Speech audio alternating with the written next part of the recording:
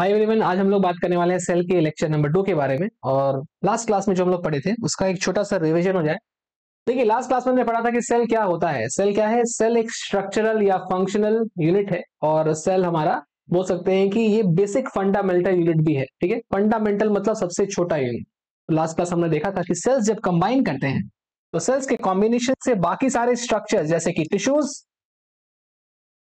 Organs, ठीक है, organ system, etcetera etcetera, ये सारी चीजें बनती हैं, और इन सभी के जुड़ने के बाद एक कंप्लीट ऑर्गेनिज्म बनता है। ठीक है, हमने लास्ट क्लास ये सब देख लिया था। एक कंप्लीट ऑर्गेनिज्म को बनाने के लिए ये सारी चीजें काम में आती है। ठीक है, ये कंप्लीट ऑर्गेनिज्म लिखा हो। ठीक है, तो सेल जो है ये फंडामेंटल या फिर बेसिक यूनिट है जिसके जुड़ने से अलग अलग टाइप के स्ट्रक्चर्स बनते हैं। फिर हमने देखा था कि जो सेल है इसकी डिस्कवरी किसने की थी। ठीक है, तो सेल की जो डिस्कवरी थी, अगर हम बोले कि पहला सेल किसने देखा था, तो पहला सेल देखा था रॉबर्ट हुक ने। ठीक है, और रॉबर्ट हुक के बाद, इसके बाद मैं एक नाम लिखता हूं, रॉबर्ट हुक। इन्होंने जो देखा था वो था डेड सेल। रॉबर्ट हुक के बाद जो फर्स्ट लिविंग सेल देखा गया था वो था एंटन वॉन ल्यूवेनहुक के द्वारा। ठीक है, एंटन वॉन ल्यूवेनहुक। ठीक है, इन्होंने पहला लिविंग सेल देखा था। और फिर हमने क्या देखा था लास्ट क्लास? हमने पढ़ा था कि न्यूक्लियस की जो डिस्कवरी थी वो रॉबर्ट ब्राउन ने की थी। तो इतने सारे नाम हैं, आपको नाम सारे याद रखने। ठीक है, तो डेड सेल या first cell was discovered by Robert Hooke. ठीक, उसके बाद एंटन वॉन लीवेनहुक ने फर्स्ट लिविंग सेल की डिस्कवरी की थी, और फिर रॉबर्ट ब्राउन ने यहां पर न्यूक्लियस की डिस्कवरी की थी 1831 में। ठीक है, ये सब लोग देखे थे लास्ट क्लास। फिर हमने देखा था कि दो साइंटिस्ट थे, स्क्लेडन एंड शॉन। इन्होंने सेल थ्योरी प्रपोज की थी और उसमें थोड़ा सा मॉडिफिकेशन किया था रुडोल्फ वर्चाउ ने 1855। ठीक है, ये सारी चीजें हमने लास्ट क्लास कवर की थी। ठीक है, तो एक बार उसको भी देख लिया जाए। जो हमारे पास स्क्लेडन एंड शॉन थे, स्क्लेडन एंड शॉन, ये सब क्या है? लास्ट क्लास का रिवीजन है। अगर आपने लास्ट लेक्चर ठीक से नहीं देखा है तो पहले आप लास्ट लेक्चर देखें, उसके बाद इस लेक्चर पे आए। ठीक है, तो स्क्लेडन ने कौन से साल में अपना काम किया था? 1838, ये भी याद रखना पड़ेगा। शॉन ने किया था 1839 में। स्क्लेडन कहाँ के निवासी थे?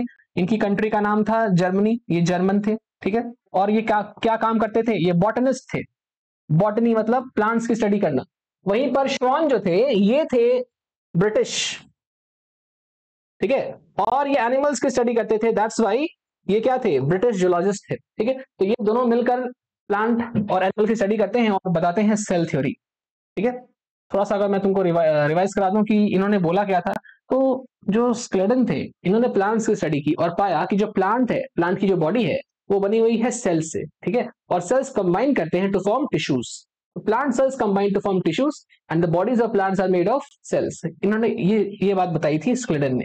ऐसे ही श्वान ने क्या बताया था? तो श्वान ने बताया था कि एनिमल सेल के सबसे बाहर एक पतली सी लेयर होती है और उस लेयर का नाम होता है सेल मेम्ब्रेन, प्लाज्मा मेम्ब्रेन। ठीक है, हालांकि ये नाम आगे जाके दिया गया था।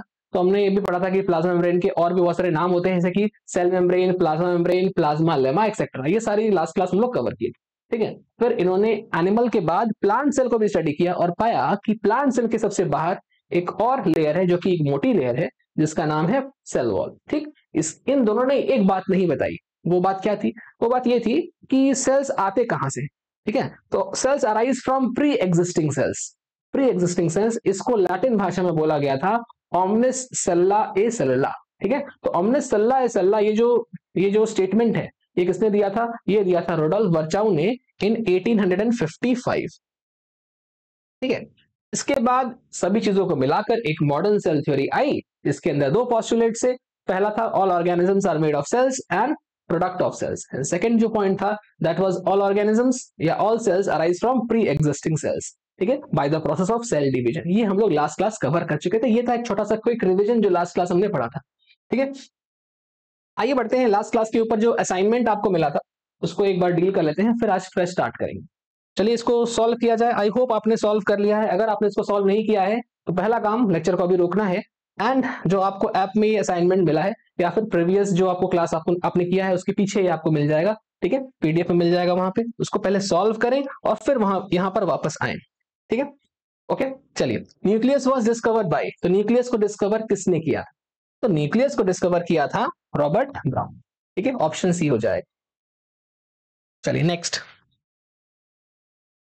Cell was first discovered by, पहली बार सेल को डिस्कवर किया था रॉबर्ट हुक ने, ठीक है, हालांकि वो एक डेड सेल था, बट कोई बात नहीं, सेल तो सेल था। The first living cell was discovered by, first living cell किसने डिस्कवर किया था? एंटोनी वॉन या एंटोन वॉन ल्यूवेनहुक, ठीक है।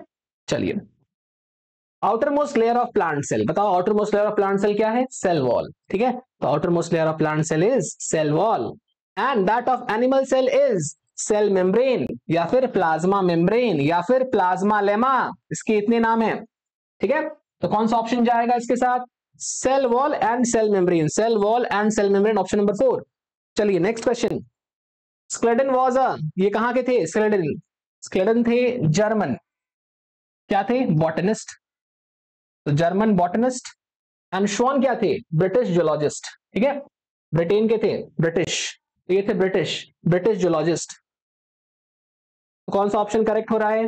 पहले आप क्वेश्चन सॉल्व कर लिया करो, फिर ऑप्शन देखो, इससे क्या होता है? आसानी होती है, कंफ्यूजन नहीं होता है। तो German botanist and British zoologist, German botanist, German botanist, British zoologist, German botanist, British zoologist, option number 4, ठीक है। आगे बढ़ा जाए, अगला सवाल। The concept of omnis cellula cellula regarding cell division was proposed by NEET 2019 का क्वेश्चन है, ठीक है, लास्ट क्लास डिस्कस किया था हमने। इसको कौन बताता है? रुडोल्फ वर्चव, ठीक है, 1855 में इन्होंने बताया था। अगर डेट आ जाए तो वो भी आपको ध्यान रखना है, बिकॉज आजकल डेट भी पूछा जा रहा है, ठीक है। चलिए आगे बढ़ा जाए, अगला सवाल। The cell theory was modified into modern cell theory by, पुरानी सेल थ्योरी को मॉडर्न सेल थ्योरी में परिवर्तित कर दिया गया, बदल दिया गया। किसने बदला? रॉबर्ट वर्चव? नहीं, रॉबर्ट नहीं, ये थे रुडोल्फ वर्चव, ऑप्शन नंबर 3, ध्यान से, ठीक है। इसके बाद देखो, names of Schleiden and Schwann are associated with AIPMT, पुराना जो नीट होता था उसका नाम था All India Pre Medical Test, AIPMT 1993 का क्वेश्चन है। देखो, तो स्क्लेडन एंड श्वान का नाम किसके साथ जुड़ा है? इनका नाम जुड़ा हुआ है सेल थ्योरी के साथ, ठीक है। अगला सवाल, well developed nucleus is absent in, किस में एब्सेंट होता है वेल डेवलप्ड न्यूक्लियस? देखो, प्रोकैरियोटिक सेल में एब्सेंट होता है, इसमें से प्रोकैरियोटिक को आइडेंटिफाई करो, बाकी सारे यूकैरियोटिक है, बैक्टीरियल सेल प्रोकैरियोटिक है, समझे बात, ठीक है। आगे देखिए, Schleiden propose the cell theory in the year, Schleiden ने 1838 में प्रपोज किया, एंड श्वान ने 1839 में प्रपोज किया। It was modified by Rudolf Virchow in the year 1855। अब ऑप्शन चेक कर लो कौन सा ऑप्शन करेक्ट है। तो 1838, 39, 38, 39, 1855, ऑप्शन नंबर 2 करेक्ट है, ठीक है। तो ये सब था लास्ट क्लास के ऊपर कुछ क्वेश्चंस, ठीक है, ये था असाइनमेंट नंबर 1 का डिस्कशन। आज हम लोग स्टार्ट कर रहे हैं एक फ्रेश टॉपिक, आराम से देखते हैं इसको, ठीक है, आइए देखा जाए। तो आज का फ्रेश टॉपिक है variation in shape of cells, देखते चलिए। देखिए, आप देख सकते हैं यहाँ पर अलग अलग प्रकार के सेल्स, ठीक है, जैसे आपको दिख रहा होगा, ये देखो आरबीसी है, ठीक है, रेड ब्लड सेल्स, इसका शेप कैसा लिखा है? इसका शेप लिखा है राउंड एंड बाइकॉनकेव। वही यहाँ देखो व्हाइट ब्लड सेल्स, इसका शेप कैसा है? अमीबॉइड। फिर क्या है? कॉलमनर एपिथेलियल सेल्स, शेप कैसा है? Long and narrow. ऐसे इनके भी शेप्स लिखे हुए हैं। देखिए, सबसे पहले चीज समझनी पड़ेगी, शेप जो होता है वो फंक्शन पे डिपेंड करता है। किसी भी सेल का जो भी शेप होगा, it depends upon the function, जैसा फंक्शन वैसा शेप, जैसा फंक्शन वैसा शेप। फॉर एग्जाम्पल, यहाँ पे जो आरबीसी है, इसका फंक्शन क्या होता है? इसका फंक्शन होता है ऑक्सीजन को ट्रांसफर करना, ठीक है। तो ऑक्सीजन को पतली से पतली जगह में, कैपिलरीज में ट्रांसफर करने का काम आरबीसी करता है, ठीक है। और अगर इसको ट्रांसफर करना है तो उसका शेप कैसा होना चाहिए? इसका शेप बाई कनकेव या फिर राउंड होना चाहिए। आपको एक बात समझनी पड़ेगी कि राउंड शेप और बाई कनकेव में क्या रिलेशन है, ठीक है। जैसे आपको यहाँ पे एनसीईआरटी का मैं डायग्राम दिखा रहा हूँ, ये जो डायग्राम दिख रहा है ये राउंड दिख रहा है, ठीक है। अगर आप इसको डिटेल में देखोगे तो आपको ये कुछ ऐसा दिखेगा,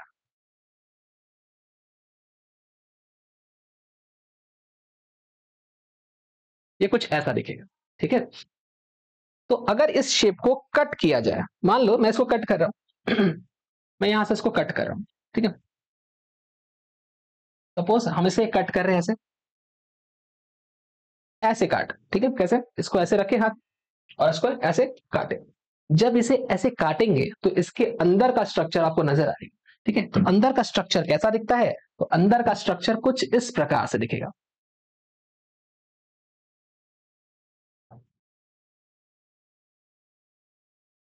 ठीक है। सोचो, इसको काटने के बाद अंदर कुछ ऐसा नजर आ रहा है। ये जो अंदर का स्ट्रक्चर है, अगर आप इसको हाईलाइट कर लो ये स्ट्रक्चर हाईलाइट करोगे तो आपको कुछ ये दिख रहा होगा, देखो, ठीक है। तो जब इसको हम कट करते हैं और अंदर के सेक्शन को देखते हैं तो हमें क्या दिखता है, कुछ इस प्रकार का स्ट्रक्चर। अगर आप इसको और डिटेल में देखोगे तो देखो ये जो पार्ट है, ये वाला this part, this is a concave portion, concave दिख रहा है, ठीक है। ये भी क्या है, दिस इज ऑल्सो कनकेव। तो हमारे पास कुल मिलाकर कितने कनकेव स्ट्रक्चर हो गए, हमारे पास 2 कनकेव स्ट्रक्चर हो गए, और इसीलिए इसका नाम क्या पड़ गया, since there are 2 different concave structures, इसीलिए इसको हम कहेंगे बाई कनकेव, ठीक है।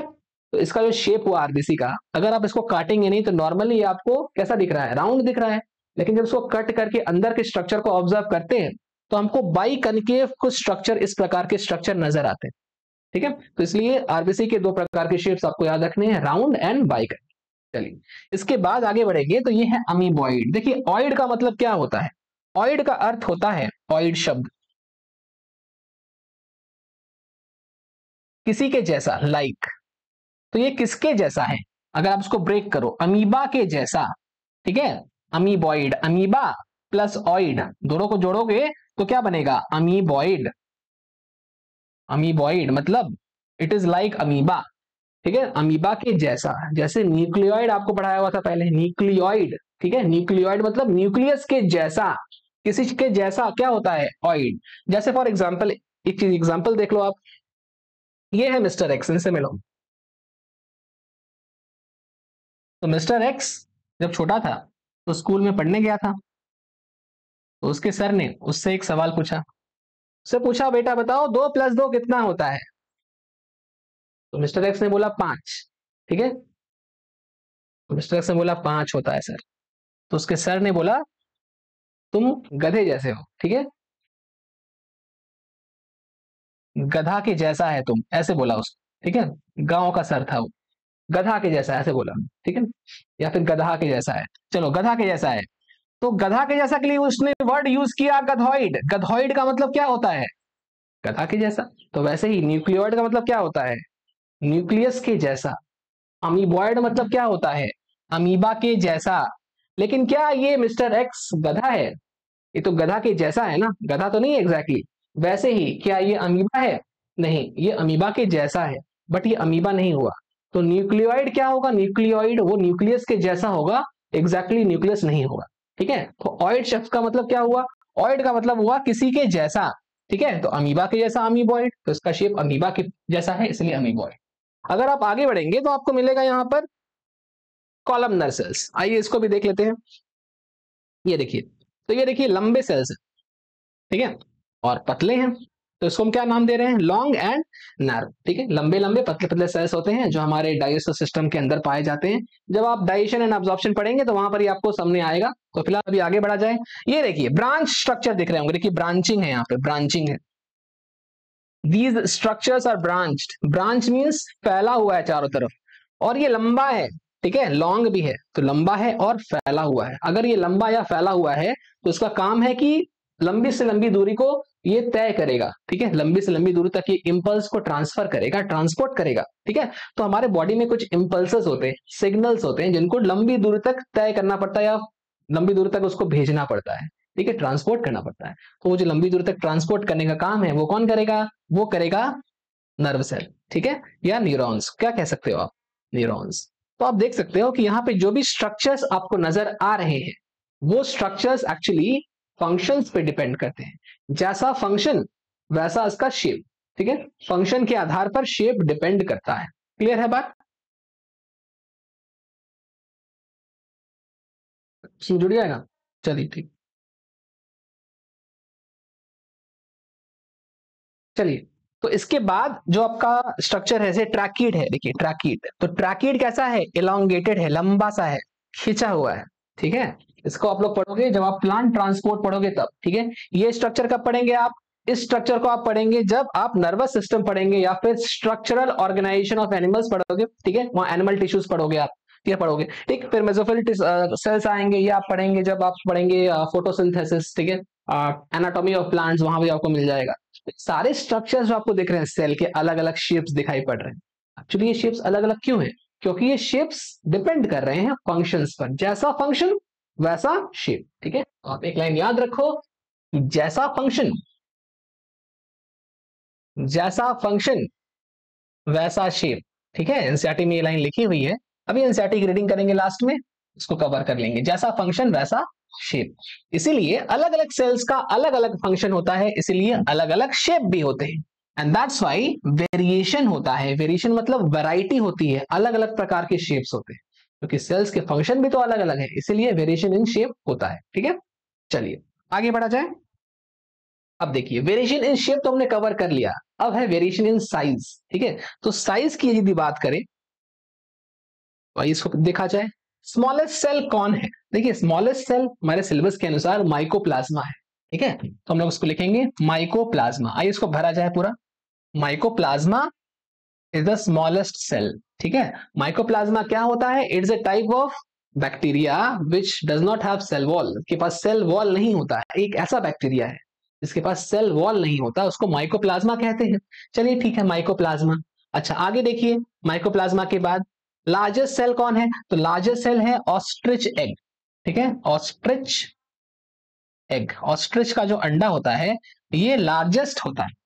वहीं पर अगर आपसे बोले कि लॉन्गेस्ट सेल क्या है ह्यूमंस में, तो आप आंसर दोगे न्यूरॉन्स या नर्व सेल्स।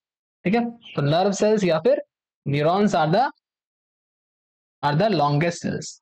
ठीक है, अब आइए इसके साइज के बारे में बात कर लेते हैं। जैसे जैसे साइज ऑफ माइकोप्लाज्मा कितना होता है? तो माइकोप्लाज्मा का जो साइज होता है वो होता है 0.3 माइक्रोमीटर। ठीक है, सो क्या पढ़ेंगे? Micrometer, micrometer. ठीक है, माइक्रोमीटर की जो वैल्यू होती है, it is 1 micrometer, that is equal to 10⁻⁻6 meter. आप इसको याद रखो, 1 माइक्रोमीटर 10⁻⁻6 मीटर के बराबर। ठीक है, वहीं साइज ऑफ बैक्टीरिया की अगर हम बात करें, साइज ऑफ बैक्टीरिया की बात करें, तो देखिए साइज ऑफ बैक्टीरिया जो होता है वो है 3 माइक्रोमीटर के बराबर। ठीक है, एक्चुअली ये रेंज होता है, आप इसको याद कर लो, 3 से लेकर 5 माइक्रोमीटर के। ठीक है, 3 से 5 माइक्रोमीटर का रेंज होता है। ठीक है, माइकोप्लाज्मा भी एक प्रकार का बैक्टीरिया है, लेकिन एक स्पेशल टाइप का बैक्टीरिया है, स्मॉलेस्ट। ठीक है, इसके पास कोई सेल नहीं होता, आप लिख लो, सेल वॉल नहीं होता, sorry, it does not have, it does not have cell wall, इनके पास सेल वॉल नहीं होता। ठीक है, it does not have cell wall. Okay, अच्छा, साइज ऑफ आरबीसी की यदि बात करें तो ये होता है 7 माइक्रोमीटर। ये सब आपको याद करना पड़ेगा, तो आप कुछ इस प्रकार से याद कर लो कि देखो यहाँ पर माइकोप्लाज्मा कितना है, याद कर लो 0.3। ठीक है, लास्ट में क्या है? 3। अच्छा, इसके बाद है बैक्टीरिया, उसका साइज कितना होगा? तो देखो यहाँ पर 3 है ना, यहाँ भी क्या लिखा है? 3। 3 में 2 जोड़ लो, 3 से 2 जोड़ो, कितना हो गया? 3 और 2 मिलके 5, तो 3 से 5 इसका साइज होगा। ठीक, फिर इसमें 5 में फिर से 2 जोड़ लो, 7। ठीक है, मैं फिर से बोल रहा हूं, 0.3 लिखा है, आखिरी जो यहाँ पर अक्षर या आखिरी जो नंबर है दैट इज 0.3 का 3। तो इसको शुरू करो 3 से, यहाँ पर 3 में 2 जोड़ो 5, 5 में 2 जोड़ो 7, इस तरह से याद कर लो एक सीक्वेंस में, माइकोप्लाज्मा, बैक्टीरिया, आरबीसी, तीनों को एक के बाद एक याद कर लो। ठीक है, ऐसे ही अगर आप आगे बढ़ेंगे तो length of nerve cell in humans, तो ह्यूमंस में कितना है इसका लेंथ? 90 से लेकर 100 सेंटीमीटर। ठीक है, नर्व सेल का जो लेंथ है वो 90 से लेकर 100 सेंटीमीटर है। ऐसे ही डायमेंशन या साइज ऑफ ऑस्ट्रिच एग, तो आप इसको याद कर सकते हो 15 इंटू 13 सेंटीमीटर। ठीक है, 15 सेंटीमीटर इंटू 13 सेंटीमीटर, ये हो गया आपका साइज ऑफ ऑस्ट्रिच एग। यहाँ पे ये दो साइज की मैं जो बात कर रहा हूं, इन दोनों की, ये आउट ऑफ एनसीईआरटी है, ये साइज की वैल्यू एनसीईआरटी में गिवन नहीं है। ठीक है, लेकिन आपको बस ये एक आइडिया हो जाए कि नर्व सेल आखिर कितना लंबा होता है, इसलिए मैंने ये साइज की वैल्यू यहाँ पर लिख दी है। ठीक है, तो वैल्यू कितनी है? 90 से 100। Dimension of ostrich egg 15 to 13। ठीक है, ये आपको याद करना है सारा, ये सारी चीजें याद करनी। ठीक है, तो इस पर कॉपी करो, आगे बढ़ा जाए, पॉज करें और कॉपी करें, आगे बढ़ते हैं।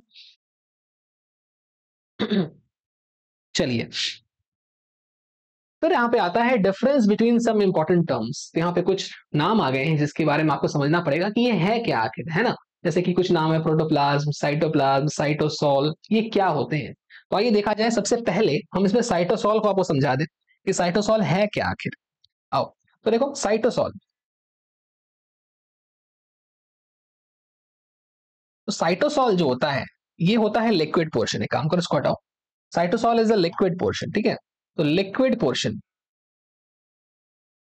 Liquid part of the cell, cell का जो लिक्विड पोर्शन है उसी को साइटोसॉल कह रहे हैं। साइटो माने सेल, सॉल माने लिक्विड, तो साइटोसॉल मतलब क्या हो गया, सेल का जो लिक्विड पार्ट है, इट इज कॉल्ड साइटोसॉल, ठीक है। और उसको समझा जाए प्लाज्म क्या होता है। मैं यहां पर एक सेल बना रहा हूं, मान लो एक सेल बना दिया, ठीक है, इस तरह से। अब सेल के अंदर अगर आप डिटेल्स में देखोगे तो सेल के अंदर आपको कुछ लिक्विड नजर आएगा। जैसे हम यहां अगर लिक्विड बनाएं इस तरह से, तो ये देखो कुछ लिक्विड्स बना रहे हैं डॉट डॉट करके, ठीक है, इस तरह से लिक्विड्स बना रहे हैं,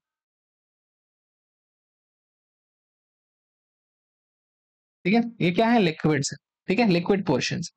तो लिक्विड जो सेल के अंदर भरा हुआ है, इसके अलावा सेल के अंदर और भी कुछ चीजें हैं, ठीक है। तो आइए उनको भी देख लिया जाए। जैसे कि बीचों बीच यहाँ पर एक स्ट्रक्चर है, ठीक है, सेल के बीचों बीच एक स्ट्रक्चर है, डेंस स्ट्रक्चर है। नाउ इस डेंस स्ट्रक्चर को हम क्या कहेंगे, now this dense structure is known as the nucleus. क्या बोलोगे, न्यूक्लियस, ठीक है। और जो आपको लिक्विड नजर आ रहा है, जो येलो कलर का लिक्विड, मान लो येलो कलर का है यहाँ पर, दीज आर लिक्विड पोर्शन, जिसको हम क्या बोल रहे हैं, साइटोसॉल, ठीक है। अच्छा, अब इसके अलावा कुछ और भी सेल ऑर्गेनल्स पाए जाते हैं। जैसे जैसे मान लो मैं यहाँ पे कुछ सेल ऑर्गेनल्स ड्रॉ करूं, मान लो इस तरह से, मान लो ये माइटोकॉन्ड्रिया है, मान लो समझने के लिए बता रहे हैं, ठीक है। सपोज कि यहाँ पर इस तरह के स्ट्रक्चर्स हैं, इस तरह के, इस प्रकार के स्ट्रक्चर्स हैं, ठीक। फिर यहाँ पे कुछ और भी स्ट्रक्चर्स हैं इस तरह से, ठीक है।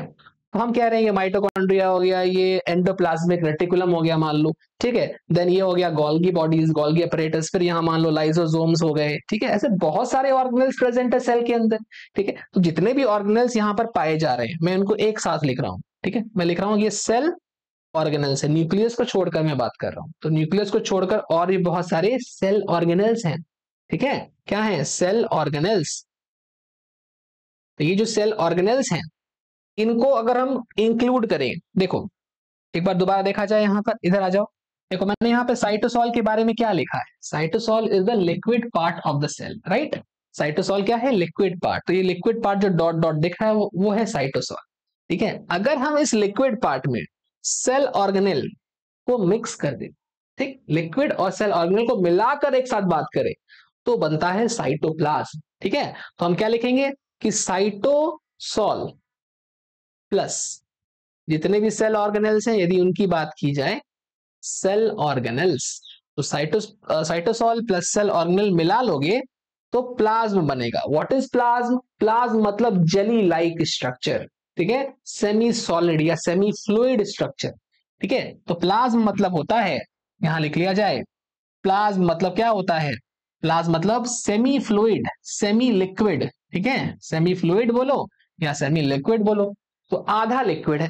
सॉल मतलब क्या हो गया, यहां पर जो सॉल है वो लिक्विड पार्ट है, ये पूरी तरह से लिक्विड था। अच्छा, इस लिक्विड के साथ हमने अगर सेल ऑर्गेनल्स को भी इंक्लूड कर लिया, तब उसको बोलेंगे प्लाज्म, ठीक है। तो साइटोप्लाज्म मतलब सेल के अंदर कुछ सेमी लिक्विड स्ट्रक्चर पाए जाते हैं, और उन सेमी लिक्विड स्ट्रक्चर में साइटोसॉल और सेल ऑर्गेनल दोनों होते हैं। इस स्ट्रक्चर का नाम है साइटोप्लाज्म। क्लियर है बात, साइटोप्लाज्म, ठीक है। तो लिक्विड प्लस सेल ऑर्गेनल्स मिलाकर साइटोप्लाज्म, सिर्फ लिक्विड होगा तो साइटोसॉल, ठीक है। आगे बढ़ा जाए, प्रोटोप्लाज्म की बात करें। चलो प्रोटोप्लाज्म क्या होता है, तो हमने साइटोसॉल पढ़ लिया, हमने सेल ऑर्गेनल पढ़ लिया, दोनों को मिलाकर बोले तो साइटोप्लाज्म बोले। अब अगर हम साइटोप्लाज्म के साथ न्यूक्लियस को भी इंक्लूड करें, ठीक है, तो cytoplasm plus nucleus, cytoplasm plus nucleus, दोनों को मिलाकर अगर बात करें, साइटोप्लाज्म प्लस न्यूक्लियस, तो क्या कहलाएगा, प्रोटोप्लाज्म कहलाएगा। तो व्हाट इज प्रोटोप्लाज्म, प्रोटोप्लाज्म का मतलब है साइटोप्लाज्म और न्यूक्लियस मिलाकर। देखो साइटोप्लाज्म मतलब सब कुछ, मतलब साइटोसॉल प्लस सेल ऑर्गेनल्स मिलाकर साइटोप्लाज्म, और साइटोप्लाज्म के साथ न्यूक्लियस भी आ गया, तो दैट इज कॉल्ड प्रोटोप्लाज्म, ठीक है। बात समझ में आ रही है। तो अगर हम सबको फिर से एक बार लिखें फ्रेश, ताकि आपको और भी अच्छा समझ में आए, तो हम यहाँ पे थोड़ा जगह बना रहे हैं, ये देखो। तो मैं क्या कह सकता हूं कि साइटोसॉल क्या है, ध्यान से देखना। देखो साइटोसॉल क्या है, तो साइटोसॉल है ओनली लिक्विड, ठीक है, सिर्फ और सिर्फ जो लिक्विड पोर्शन है, इट इज कॉल्ड साइटोसॉल, अगर इस लिक्विड में कुछ सॉलिड या सेल ऑर्गेनेल मिला दोगे, सॉलिड मतलब सेल ऑर्गेनेल मिला दोगे, तो लिक्विड में सॉलिड मिला दो तो साइटोप्लाज्म सेमी सॉलिड बनेगा, सेमी सॉलिड या सेमी लिक्विड बनेगा, ठीक है, उसको बोलेंगे साइटोप्लाज्म। तो इसमें क्या क्या आ गया, साइटोसॉल प्लस सेल ऑर्गेनल्स, ठीक है, cytosol plus cell organelles, cytosol plus cell organelles, ठीक है, सेल ऑर्गेनल्स, सेल ऑर्गेनल्स, दोनों का जो मिक्सचर है उसे कहेंगे साइटोप्लाज्म, ठीक। अब साइटोप्लाज्म के साथ अगर न्यूक्लियस भी जोड़ दिया जाए, तो साइटोप्लाज्म के साथ अगर न्यूक्लियस भी जोड़ दिया जाए तो उसे कहेंगे प्रोटोप्लाज्म। तो पूरा अंदर का जो भी चीज प्रेजेंट है, साइटोप्लाज्म और न्यूक्लियस सब कुछ मिला जुला कर, ठीक है, उसको हम क्या बोल रहे हैं, प्रोटोप्लाज्म। तो cytoplasm, cytoplasm plus plus nucleus, ठीक है, दिस इज कॉल्ड प्रोटोप्लाज्म। बात समझ में आ रही है? अच्छा, अगर हम इसको थोड़ा सा और भी बढ़ा कर लिखना चाहें, देखो साइटोप्लाज्म किस चीज से बना है, साइटोसॉल और सेल ऑर्गेनेल से बना है ना।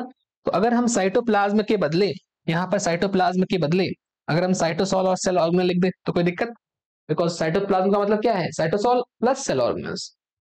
तो मैं क्या लिख रहा हूं, साइटोप्लाज्म के बदले I can write cytosol plus cell organelles, समझे, प्लस सेल ऑर्गेनेल्स, और साथ में और क्या आ जाएगा, साथ में आ जाएगा nucleus, okay, cytosol plus cell organelle plus nucleus, सबको मिला जुलाकर जो पूरा स्ट्रक्चर बनेगा it is called protoplasm. Clear है बात? ठीक है, आप एक काम करो, सभी चीजों को कॉपी करके आगे बढ़ो, पॉज करो और फिर आगे बढ़ते हैं, ठीक है।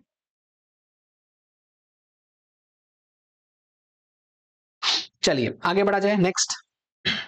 तो साइटोप्लाज्म एंड सेल ऑर्गेनेल्स की बात की जाए, तो साइटोप्लाज्म और सेल ऑर्गेनेल्स, देखिए हमने पीछे पढ़ लिया साइटोप्लाज्म क्या है, सेल ऑर्गेनेल्स क्या है, प्रोटोप्लाज्म क्या है, ठीक है। अब थोड़ा समझते हैं साइटोप्लाज्म एग्जैक्टली क्या है। तो देखो आपके एनसीईआरटी में एक टॉपिक लिखा है एन ओवरव्यू ऑफ सेल, ठीक है, सेल का एक ओवरव्यू लें, ठीक है। जैसे अगर हम सेल का ओवरव्यू लेना चाहते हैं, मैं थोड़ा सा एक बार एनसीईआरटी की लाइन को कोट कर दूं या फिर ऐसे एक हेडिंग डाल दूं, an overview of cell, overview of cell, ये अकॉर्डिंग टू एनसीईआरटी है। अगर आप एनसीईआरटी खोलोगे तो आपको मिलेगा जो मैं पढ़ाने वाला हूं, अकॉर्डिंग टू एनसीईआरटी, ठीक है। इसमें आपको क्या क्या चीजें मिलेंगी आइए समझते हैं, एक मिनट, हमारे पास स्पेस, हाँ ठीक है, इसमें हम लोग निपटा लेंगे, आइए समझा जाए। तो देखो सेल के अंदर क्या क्या चीजें हैं, पहले क्या लिखा है, देखो वहां पे लिखा है कि हमारे पास दो प्रकार के सेल है एनसीईआरटी में, ठीक है, एक बार समझ लिया जाए उसको भी। तो दो प्रकार के सेल के बारे में आपने स्टडी किया होगा, ऐसे लिखा हुआ है। तो एक है प्लांट सेल जो कि अनियन पील सेल होता है। अनियन पील सेल क्या होता है, जब आप प्याज को काटते हैं तो काटने के बाद जो प्याज का एक टुकड़ा आपके हाथ में मान लो, तो अंदर का जो लेयर होता है, पतला सा एक लेयर होता है, उसको अगर आप प्याज को ऐसे उखाड़ोगे ना तो उसमें से एक पतली सी लेयर निकलेगी, सबसे ऊपर की लेयर, ठीक है, अंदर की तरफ से सबसे ऊपर की जो लेयर है उसको बोलेंगे अनियन पील सेल, ठीक है। तो प्याज की जो पतली सी लेयर होती है उसको अनियन पील बोलते हैं, पील मतलब उखाड़ना, पतली सी लेयर उखाड़ोगे पतली सी लेयर निकलेगी, बहुत पतली होती है, उसको बोलते हैं अनियन पील सेल, ठीक है। ऑब्वियसली अनियन मतलब प्याज एक प्लांट का पार्ट है, तो ये प्लांट सेल हो गया, ठीक है। फिर एक आता है human cheek cell. Human cheek cell क्या होते हैं, चीक मतलब हमारे गाल जो है, अगर हमारे गाल के अंदर, ठीक है, इसको खोलेंगे अगर तो अंदर की तरफ ये जो पोर्शन दिख रहा है ये बाहर इसके अंदर, ठीक है। अब मैं उसको अंदर से तो आपको दिखा नहीं सकता, हाँ मुंह खोल के आप देख सकते हो अंदर में यहाँ पर है, ठीक है। तो इसको अगर आप देखोगे तो एक टूथपिक लेना है, टूथपिक जानते हैं इससे दांत साफ करते हैं, ठीक है, टूथपिक से आप हल्का हल्का यहाँ पर, मान लो टूथपिक है, ठीक है, मैं इसको अंदर नहीं डाल रहा हूँ, मैं ऐसे कर रहा हूँ, ठीक है, ऐसे मुंह के अंदर डाले करना है, ठीक है, ऐसे करना है। तो यहाँ पर क्या हो जाएगा, इसके सरफेस पर अंदर के कुछ सेल्स आकर चिपक जाएंगे। जब आप टूथपिक से करोगे तो उसको याद रखना, आराम से करना है, वहां पर उससे कुश्ती नहीं लड़नी, ठीक है, तो वहां पर चोट ना लगे, बस आराम से ऐसे ऐसे आप बस रब करोगे तो कुछ सेल्स उखड़ कर आपके यहाँ पर आके लग जाएंगे, ध्यान रखना चोट नहीं लगानी अपने आप, ठीक है। तो वैसे करना नहीं आपको कुछ, बिकॉज आपके घर में तो माइक्रोस्कोप है नहीं, बट कैसे होता है मैं आपको समझा रहा हूँ, घर पे इसको ट्राई नहीं करना, ठीक है। चलिए तो इसको ऐसे ऐसे करेंगे अंदर की तरफ तो आपके कुछ सेल्स उखड़ कर यहाँ पर टूथपिक में आ जाएंगे और फिर आप उसको स्लाइड में डालोगे, ठीक है। तो आप क्या देखोगे, आपको बस ये समझना है कि ये जो हमने यहां से सेल्स निकाले चीक सेल से वो एनिमल सेल है, और जो अनियन पील सेल था वो एक प्लांट सेल था, आपको बस ये समझना है, ठीक है।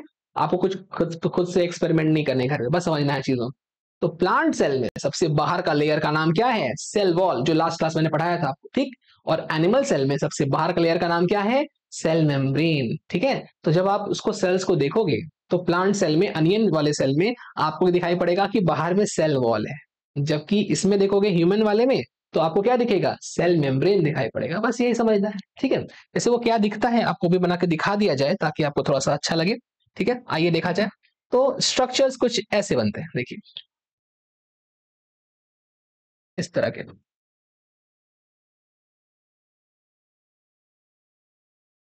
तो कुछ इस प्रकार के स्ट्रक्चर्स आपको अनियन पील सेल में दिखाई पड़ेंगे, ठीक है। जब आप अनियन पील सेल को चेक करोगे, ऑब्जर्व करोगे, तो आपको इस प्रकार के स्ट्रक्चर्स नजर आएंगे, ओके।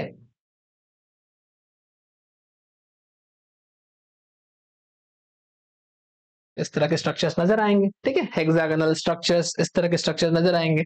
इसके बीचों बीच आपको कुछ और भी स्ट्रक्चर नजर आएगा, इस तरह का, इस तरह का। तो ये सारे स्ट्रक्चर्स क्या हैं जो बीचों बीच आपको नजर आ रहे हैं? दीज स्ट्रक्चर्स आर कॉल्ड, जैसे यहाँ पे और भी कुछ स्ट्रक्चर्स हैं, इनको भी बना लिया जाए।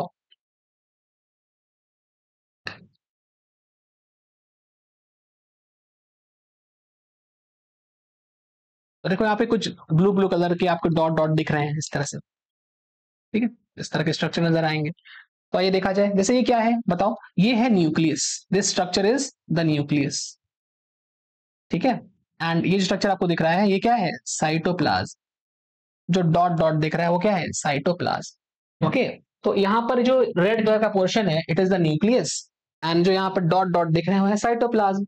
तो प्लांट सेल में कुछ इस तरह का स्ट्रक्चर नजर आया। इसके अलावा अगर आप और भी देखोगे, जैसे कि ये स्ट्रक्चर देखो, ये वाला, तो what is this? This is cell wall. आपको प्लांट सेल में सेल वॉल भी नजर आए। वहीं पर अगर आप एनिमल सेल की बात कर रहे हैं तो एनिमल सेल में आपको ये सारे स्ट्रक्चर नहीं दिखेंगे। एनिमल सेल में आपको ऐसे स्ट्रक्चर दिखेंगे, देखिए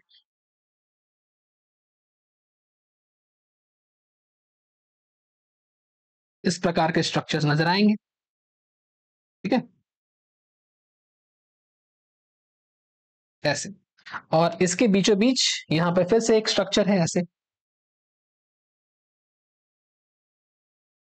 इस हिसाब से, ठीक है। और इन स्ट्रक्चर्स को हम क्या नाम देंगे? जो बीच वाले स्ट्रक्चर्स हैं, दीज आर न्यूक्लियस, ठीक है, न्यूक्लियाई, न्यूक्लियस बोलो, ठीक है। और फिर से आपको इसके अंदर में अगर देखोगे यहाँ पे डॉट डॉट डॉट दिख रहे हैं, सब देखिए। तो ये डॉट डॉट क्या है? ये है आपके साइटोप्लाज्म। बात समझ में आ रही है? ये सारे डॉट्स जो देख रहे हैं आपको है साइटोप्लाज्म, ठीक है। तो साइटोप्लाज्म यहां भी प्रेजेंट है, न्यूक्लियस यहां भी प्रेजेंट, लेकिन यहां पर एक और स्ट्रक्चर था जिसका नाम था सेल वॉल, जो कि यहां पर नहीं है। यहां पर जो आउटर मोस्ट लेयर है it is the cell membrane. ऐसा इसलिए क्योंकि ये ह्यूमन चीक सेल है। ह्यूमन चीक सेल एक प्रकार का एनिमल सेल होगा, ठीक है। Human cheek cell, this is the type of animal cell, okay, animal cell. वहीं पर ये जो आपको ये दिख रहा था, ये क्या था? ये था अनियन सेल, ठीक है, जो कि एक प्लांट सेल का एग्जांपल है, ठीक है।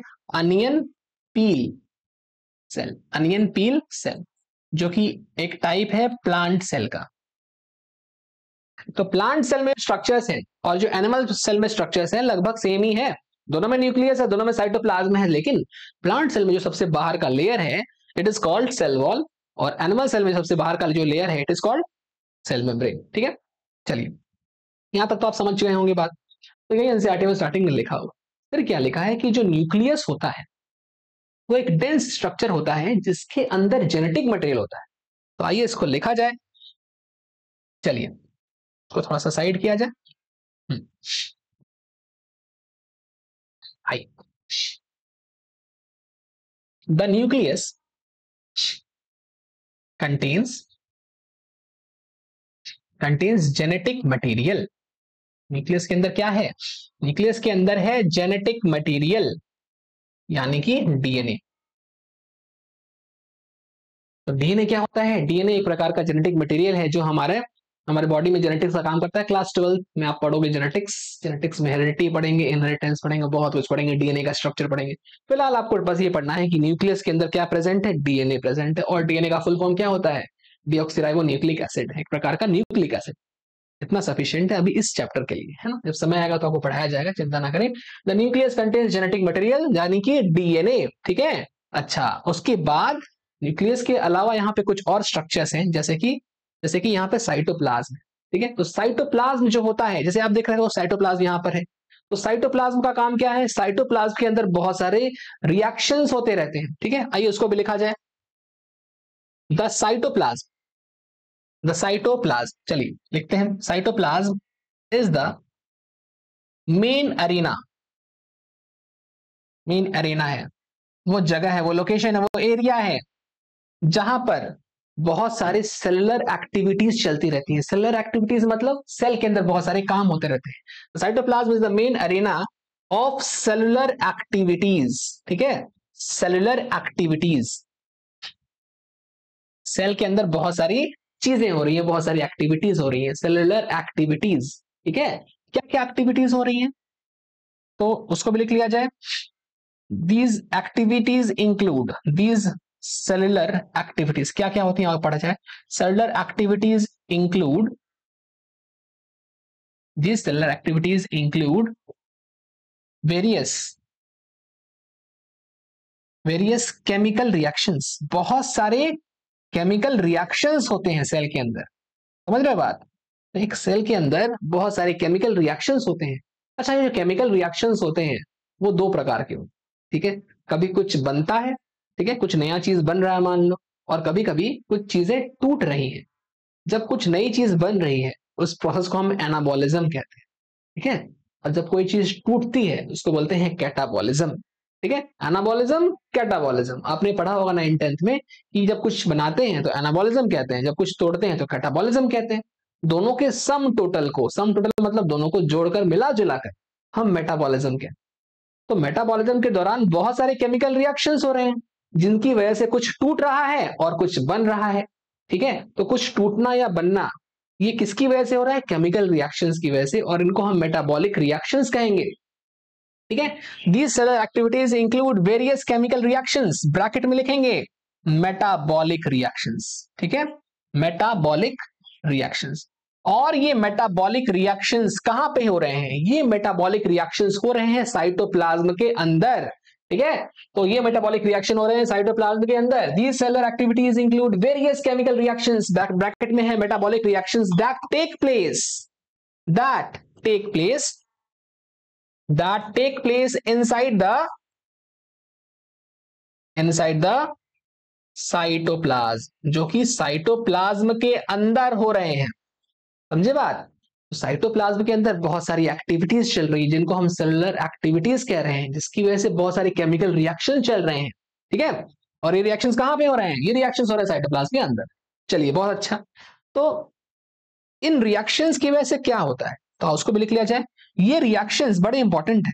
मान लीजिए अगर ये रिएक्शंस ना हो, मेटाबॉलिक रिएक्शंस ना हो, तो सेल मर जाएगा ना, सेल जिंदा नहीं रहेगा। तो सेल को लिविंग कंडीशन में मेंटेन रखने के लिए, जिंदा रखने के लिए ये रिएक्शंस बड़े इंपॉर्टेंट हैं, ठीक है। तो वही हम लोग लिखने वाले हैं, दीज रिएक्शंस आर, या these reactions help the cell to maintain, तो या टू लिख लो, to remain in living state maintain करने के लिए, लिविंग अवस्था मेंटेन करने के लिए, लिविंग कंडीशन को मेंटेन करने के लिए, जिंदा रहने के लिए ये रिएक्शंस बड़े इंपॉर्टेंट है, ठीक है।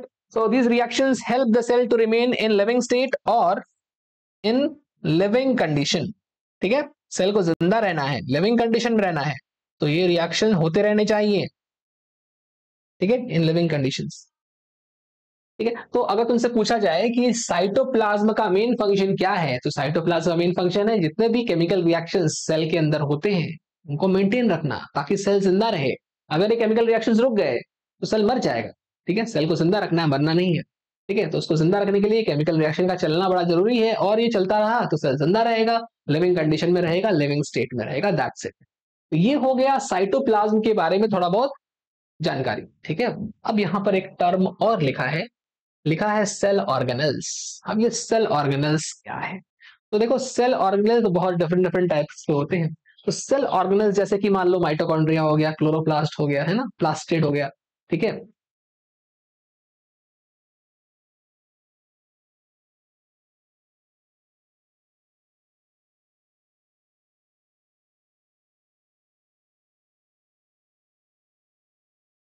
आइए, हटना पड़ेगा ना बीच में। तो इसके बाद देखिए साइटोप्लाज्म में स्टडी कर लिया, अब इसके बाद देखिए सेल ऑर्गेनल्स की बारी है। तो सेल ऑर्गेनल्स जो होते हैं, सेल ऑर्गेनल्स अलग अलग प्रकार के होते हैं। कुछ सेल ऑर्गेनल्स ऐसे होते हैं जिनके अंदर कोई मेम्ब्रेन नहीं होता, ठीक है, they are not covered by any membrane. कुछ सेल ऑर्गेनल्स ऐसे होते हैं जिनके चारों तरफ कुछ मेम्ब्रेन्स होते हैं, ठीक है। हो सकता है कि सिंगल मेम्ब्रेन हो या फिर हो सकता है कि डबल मेम्ब्रेन, ठीक है। तो इस पेज पर थोड़ा सा स्पेस कम है, स्पेस है ही नहीं इनफैक्ट। आइए चलते हैं नेक्स्ट पेज पर और थोड़ा सा प्रोकैरियोटिक सेल से स्पेस उधार लेते हैं। आइए यहां पे थोड़ा सा हम लोग बात करेंगे अबाउट सेल ऑर्गेनल्स। आइए सेल ऑर्गेनल्स, तो देखिए सेल ऑर्गेनल्स जो है इनको हम दो ग्रुप में क्लासिफाई कर सकते हैं।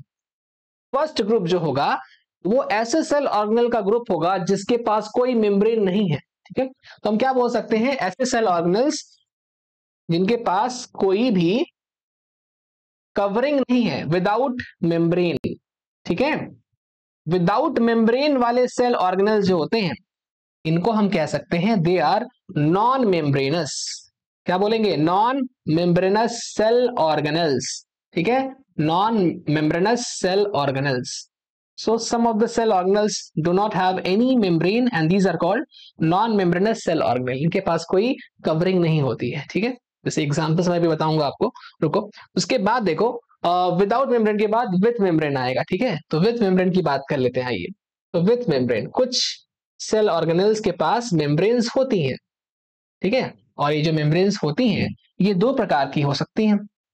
हो सकता है कि जो मेम्ब्रेन इसके पास हो वो सिंगल लेयर की हो या फिर हो सकता है कि वो डबल लेयर की हो, ठीक है।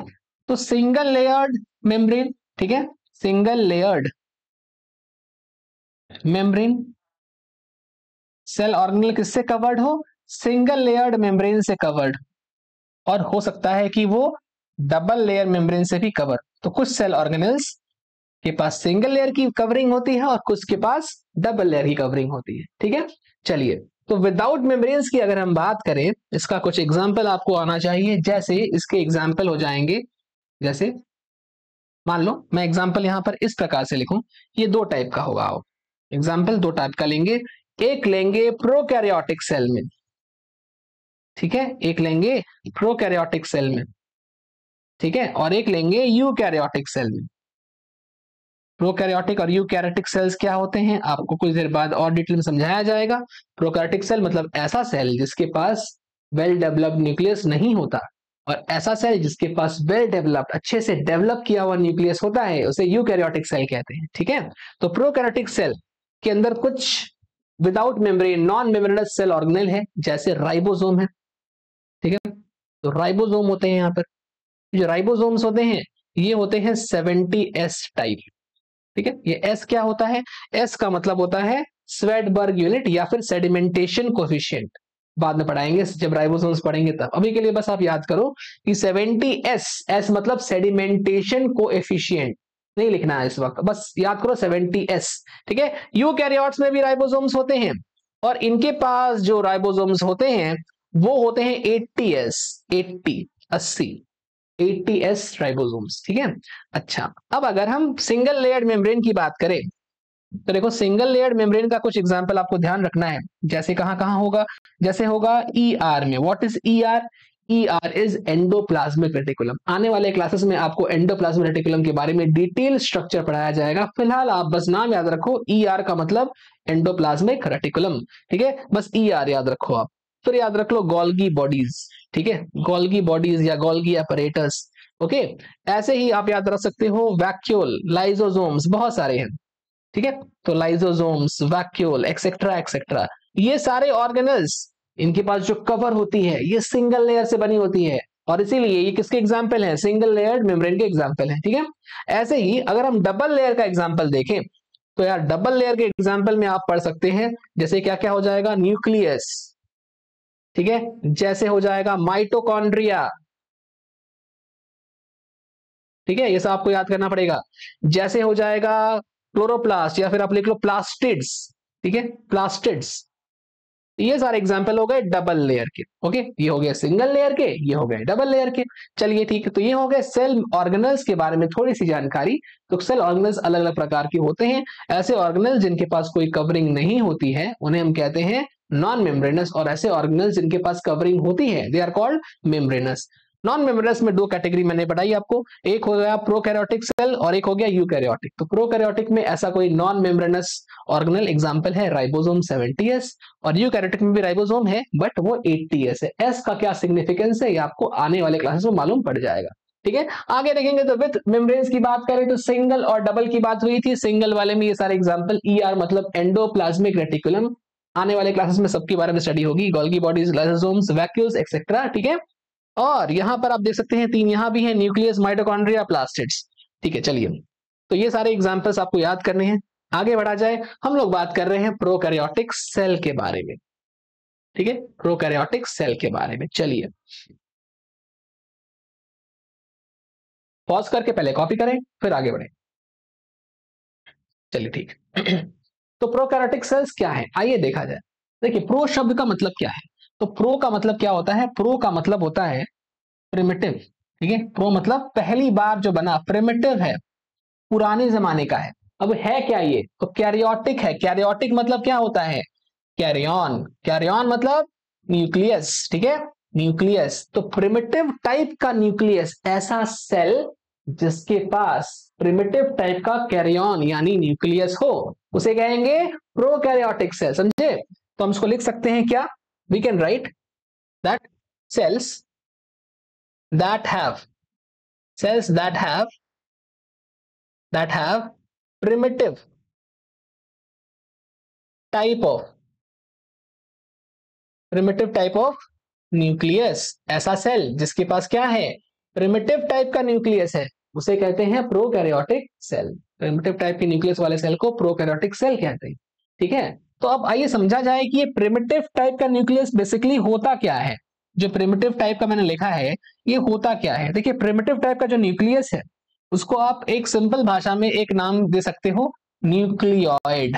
क्या नाम दिया, न्यूक्लियोइड। न्यूक्लियोइड, ठीक है। तो व्हाट इज न्यूक्लियोइड, न्यूक्लियोइड का मतलब प्रिमिटिव टाइप का न्यूक्लियस। देखो ऑइड लिखा है ना, आज ही क्लास में कुछ देर पहले हमने क्या पढ़ा था, अगर कहीं पर ऑइड लिखा हो, ऑइड, तो उसका मतलब होता है उसके जैसा। तो ये किसके जैसा है, ये न्यूक्लियस के जैसा है, लेकिन ये एग्जैक्टली ये न्यूक्लियस नहीं है, ये न्यूक्लियस के जैसा है। न्यूक्लियोइड मतलब ये primitive form of nucleus, nucleus के जैसा है बट न्यूक्लियस नहीं है। तो सवाल ये भी आ सकता है कि ये न्यूक्लियस के जैसा क्यों है, ये न्यूक्लियस खुद क्यों नहीं है ना। तो क्या होता है ना, तो मान लो एक बैक्टीरिया है, देखो ध्यान से देखना, मान लो एक बैक्टीरिया है, एक बैक्टीरियल सेल है, एक प्रोकैरियोटिक सेल है मान लो। अब इसके अंदर जो न्यूक्लियस है उसके अंदर डीएनए है, ऐसे मान लो, ठीक है। लेकिन ये न्यूक्लियस जो है ना, ये चारों तरफ से किसी मेम्ब्रेन से कवर्ड नहीं है। ठीक है, अगर हम एक ह्यूमन सेल बनाए, मान लो एक ह्यूमन सेल बना दिया, तो यहां भी जेनेटिक मटेरियल है। ठीक है, ये न्यूक्लियस का मान लो मैं पार्ट बना रहा हूं, लेकिन ये जो जेनेटिक मटेरियल है it is covered by a layer. ठीक है, this layer is known as nuclear membrane. क्या बोलते हैं इसको, न्यूक्लियर मेम्ब्रेन। ठीक है, ये न्यूक्लियर मेम्ब्रेन है। ये मैं किसकी बात कर रहा हूं, मान लो मैं ह्यूमन सेल की बात, मान लो कोई एक ह्यूमन सेल उठा लिया, वहां पे आपको इस प्रकार का स्ट्रक्चर नजर आया कि जो जेनेटिक मटेरियल है, डीएनए है, it is covered bye a nuclear membrane, मान लो ऐसे। ठीक है, लेकिन अगर आप बैक्टीरिया के केस में देख रहे हैं, तो बैक्टीरिया के केस में आपको यहां पर कोई कवरिंग नजर नहीं आ रही है। ठीक है, तो इसका जो जेनेटिक मटेरियल डीएनए था it is covered bye nuclear membrane. But अगर हम बैक्टीरिया की बात करें तो बैक्टीरिया का जो जेनेटिक मटेरियल है, डीएनए है, it is not covered by any membrane. इसके ऊपर कोई कवरिंग नहीं है, ये ऐसा ही है, बिना कवरिंग का, बिना कपड़ों का है, ये नंगा है, ये देखो। तो ये कवर नहीं हुआ है, ये कैसा है, this is naked DNA. Naked means नंगा। ठीक है, कोई कवर नहीं है इसके ऊपर। जबकि इसको देखो, ये कपड़ा पहना है, कपड़े का नाम क्या है, न्यूक्लियर मेम्ब्रेन। समझे बात, तो ये नेकेड डीएनए है। तो इसीलिए इसके पास क्या है, हम क्या लिखेंगे, एब्सेंस ऑफ, आओ लिखा जाए एब्सेंस ऑफ न्यूक्लियर मेम्ब्रेन। इसके पास न्यूक्लियर मेम्ब्रेन नहीं है इसका। क्यों ऐसा क्यों है कि इसके पास नहीं है? क्योंकि ये इतना डेवलप नहीं किया, ठीक है, प्रिमिटिव टाइप का है, ऐसा ही है, ठीक है, बिना कपड़ों का है, प्रिमिटिव टाइप का है। तो एब्सेंस ऑफ न्यूक्लियर मेम्ब्रेन की वजह से ये हो गया प्रिमिटिव टाइप का न्यूक्लियस, ठीक है, या फिर नेकेड डीएनए, ठीक है। तो बैक्टीरिया के पास कैसा डीएनए है? नेकेड टाइप का डीएनए है या फिर न्यूक्लियस है। इसको हम क्या नाम देते हैं? न्यूक्लियोइड, ठीक है। ह्यूमंस के पास ऐसा होता है। तो फिलहाल हम लोग बात कर रहे हैं प्रोकैरियोटिक सेल की, ठीक है। तो प्रोकैरियोटिक सेल का एग्जाम्पल क्या हो जाएगा?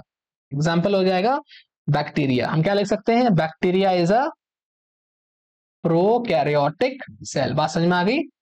प्लीज कॉपी करें इसे। ह्यूमन सेल किसका एग्जाम्पल है? Human cell is an example of eukaryotic cell. दोनों अलग अलग सेल्स हैं। यहां पर आपको बस ये बताया जा रहा है कि प्रोकैरियोटिक सेल और यूकैरियोटिक सेल में क्या डिफरेंस है, ठीक है। ये प्रिमिटिव क्यों है, ये डेवलप्ड क्यों? ये डेवलप्ड होता है, इसका न्यूक्लियस वेल डेवलप्ड है, that's why it is called true nucleus, ठीक है। पढ़ाएंगे इसको बाद में।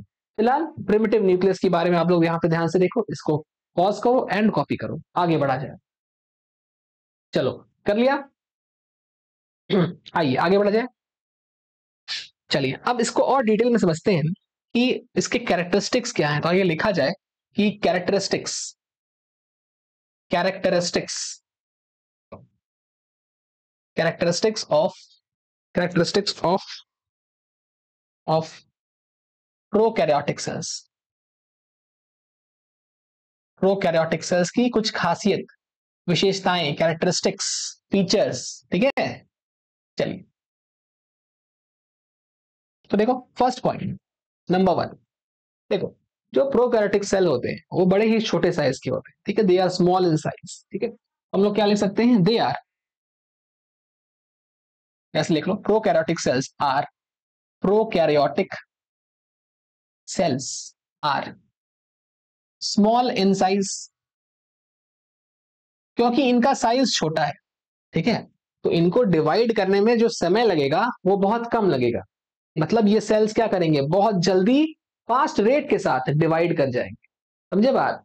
तो जैसे आप सोचो, आपका सिलेबस जो है, मान लो बायो में 38 चैप्टर्स है नीट, ठीक है, मान लो ऐसा है 38 चैप्टर्स है, ठीक। 38 को घटाकर अगर मान लो हम आधा कर दिए, 19 चैप्टर्स है आपके, बस सोचो, तो आपका जो सिलेबस था वो आधा हो गया। तो सिलेबस जल्दी खत्म हो जाएगा क्योंकि सिलेबस आधा हो गया है, तो फास्ट हो जाएगा जल्दी, ठीक है। तो वैसे ही अगर साइज छोटी है, अगर सेल की साइज छोटी है, तो प्रोसेस जल्दी खत्म हो जाएगा। कौन सा process? Cell division. Process fast हो जाएगा, ठीक है। हम क्या बोलेंगे? Prokaryotic cells are small in size, ठीक है। यहां से आप लिख सकते हो कि स्मॉलर इन साइज, ठीक है। किससे कंपेयर कर रहे हैं हम लोग? स्मॉलर इन साइज देन, किससे कंपेयर कर रहे हैं? प्रोकैरियोटिक को यूकैरियोटिक से कंपेयर कर रहे हैं, देन यूकैरियोटिक सेल्स। समझ रहे बात? तो prokaryotic cells are smaller in size than eukaryotic cells, than eukaryotic cells. दूसरी बात, दूसरी बात, क्योंकि ये छोटे साइज का है तो इसका सेल डिवीजन फास्ट होगा, ठीक है। तो हम क्या लिख सकते हैं? देयर सेल डिवीजन अकर्स, ऐसे लिख लो, their cell division, their cell division occurs at a faster rate, at a faster rate than eukaryotic cells. Compare कर लो यूकैरियोटिक से। यूकैरियोटिक में सेल डिवीजन थोड़ा धीरे होता है, इसमें थोड़ा फास्ट होता है क्योंकि ये छोटे सेल्स हैं, सही बात है। चलिए फिर पढ़ते हैं कि दे हैव वेरियस शेप्स, ठीक है। बहुत सारे शेप्स की बात हम लोग करेंगे, ठीक है। तो यार देखो, बैक्टीरिया की बात हो रही, जब भी हम प्रोकैरियोटिक सेल की बात करेंगे हम लोग बात कर रहे हैं बैक्टीरियल सेल्स की, ठीक है। बैक्टीरियल सेल्स जो होते हैं they are representative of prokaryotic cells. इसका मतलब ये है कि आप बैक्टीरिया बोलो या फिर प्रोकैरियोटिक सेल बोलो, एक ही बात, ठीक है। तो बैक्टीरिया या फिर प्रोकैरियोटिक सेल एक ही होता है, एक तरह से आप ये सोच के रखो। तो अगर मैं बात करूं कि वेरियस शेप्स होते हैं प्रोकैरियोटिक सेल्स के, तो बेसिकली हम बात कर रहे हैं बैक्टीरिया के अलग अलग शेप्स के बारे में, ठीक है। तो आइए देखा जाए, दे हैव वेरियस शेप्स, जैसे जैसे नंबर वन जैसे मान लो बैसिलस, ठीक है। बैसिलस जो होता है उसका शेप क्या है, आइए देखा जाएगा। नंबर 2 देखते हैं, चलिए। नंबर 2 है मान लीजिए कॉकस, ठीक है, कॉकस, ओके। नंबर 3 आते हैं आप, नंबर 3 विब्रियो, ठीक है। And number 4 spirillum. स्पाइरिलम, ये अलग अलग प्रकार के शेप्स हो गए। चलिए इनको एक डिटेल्स में समझा जाए कि इनके शेप्स कैसे हैं। लाइक बैसिलस कैसा होता है, तो बैसिलस होता है रॉड शेप, बैसिलस होता है रॉड शेप, ठीक है। रॉड शेप कैसा दिखाई पड़ेगा ये, तो ये कुछ ऐसा दिखाई पड़ेगा, देखो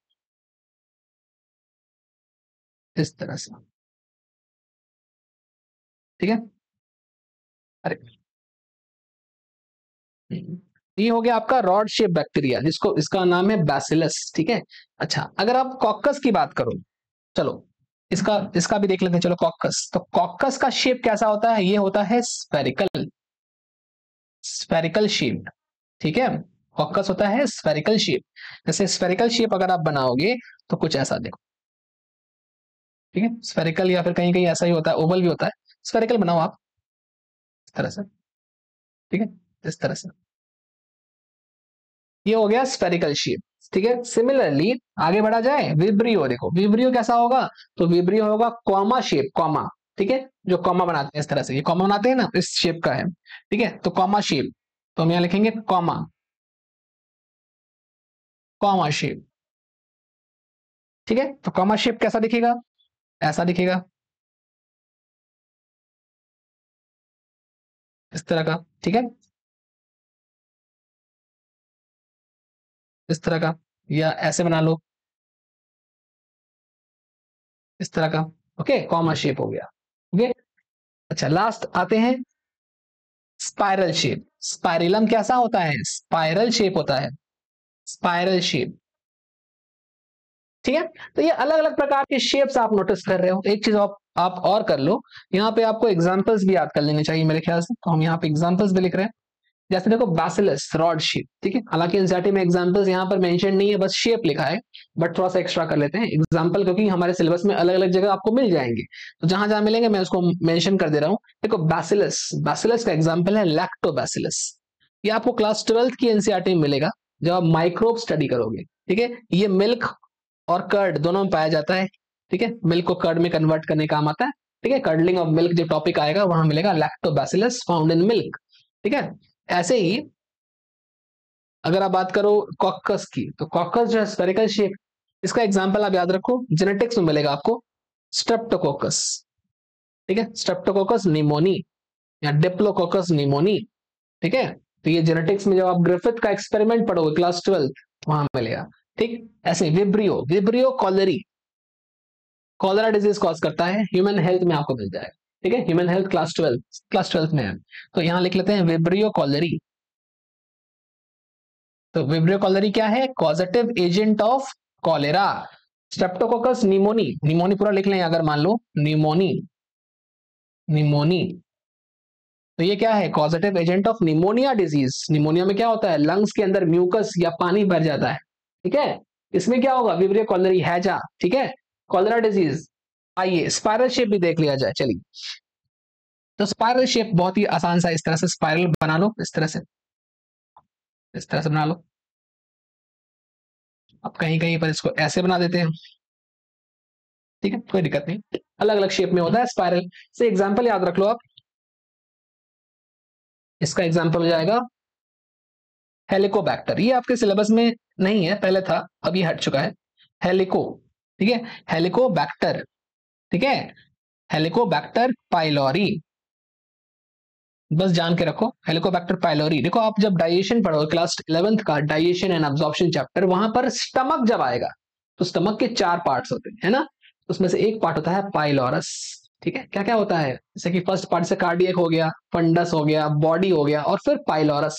तो पाइलोरस या पाइलोरी, ठीक है, उस एरिया में ये जो बैक्टीरिया है ये क्या करता है, इन्फेक्शन करता है और स्टमक में अल्सर करवा देता है, ठीक है। अल्सर, घाव करवा देता है, ठीक है। स्टमक अल्सर या पेप्टिक अल्सर कहते हैं उसको। हालांकि ये डिटेल्स आपको नहीं पढ़नी, बट आप जान के रखो कि हेलिकोबैक्टर ये करता है, ठीक है। हेलिकोबैक्टर, हेलीकॉप्टर नहीं, ठीक है। तो हेलिकोबैक्टर, ये हो गए 4 अलग अलग टाइप के शेप्स आपको याद रखने हैं। चलिए एक बार पॉज करिए, कॉपी करिए, आगे बढ़ते हैं। चलिए आगे बढ़ा जाए।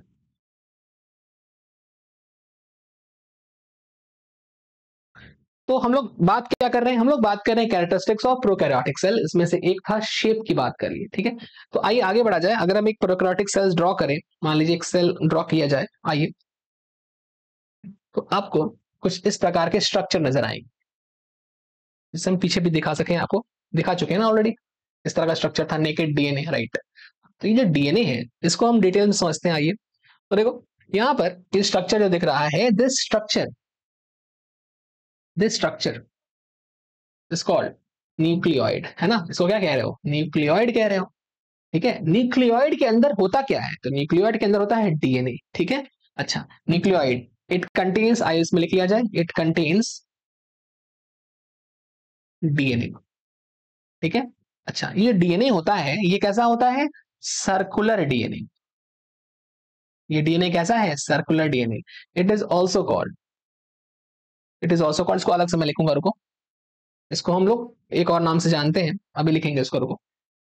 तो it is also, it contains, चलो, it contains DNA, circular DNA. आइए इसको डिटेल में समझा जाए। तो पॉइंट नंबर 4 क्या कहता है कि न्यूक्लियोइड नाम का एक स्ट्रक्चर पाया जाता है जिसके अंदर क्रोमोसोम पाया जाएगा, ठीक है।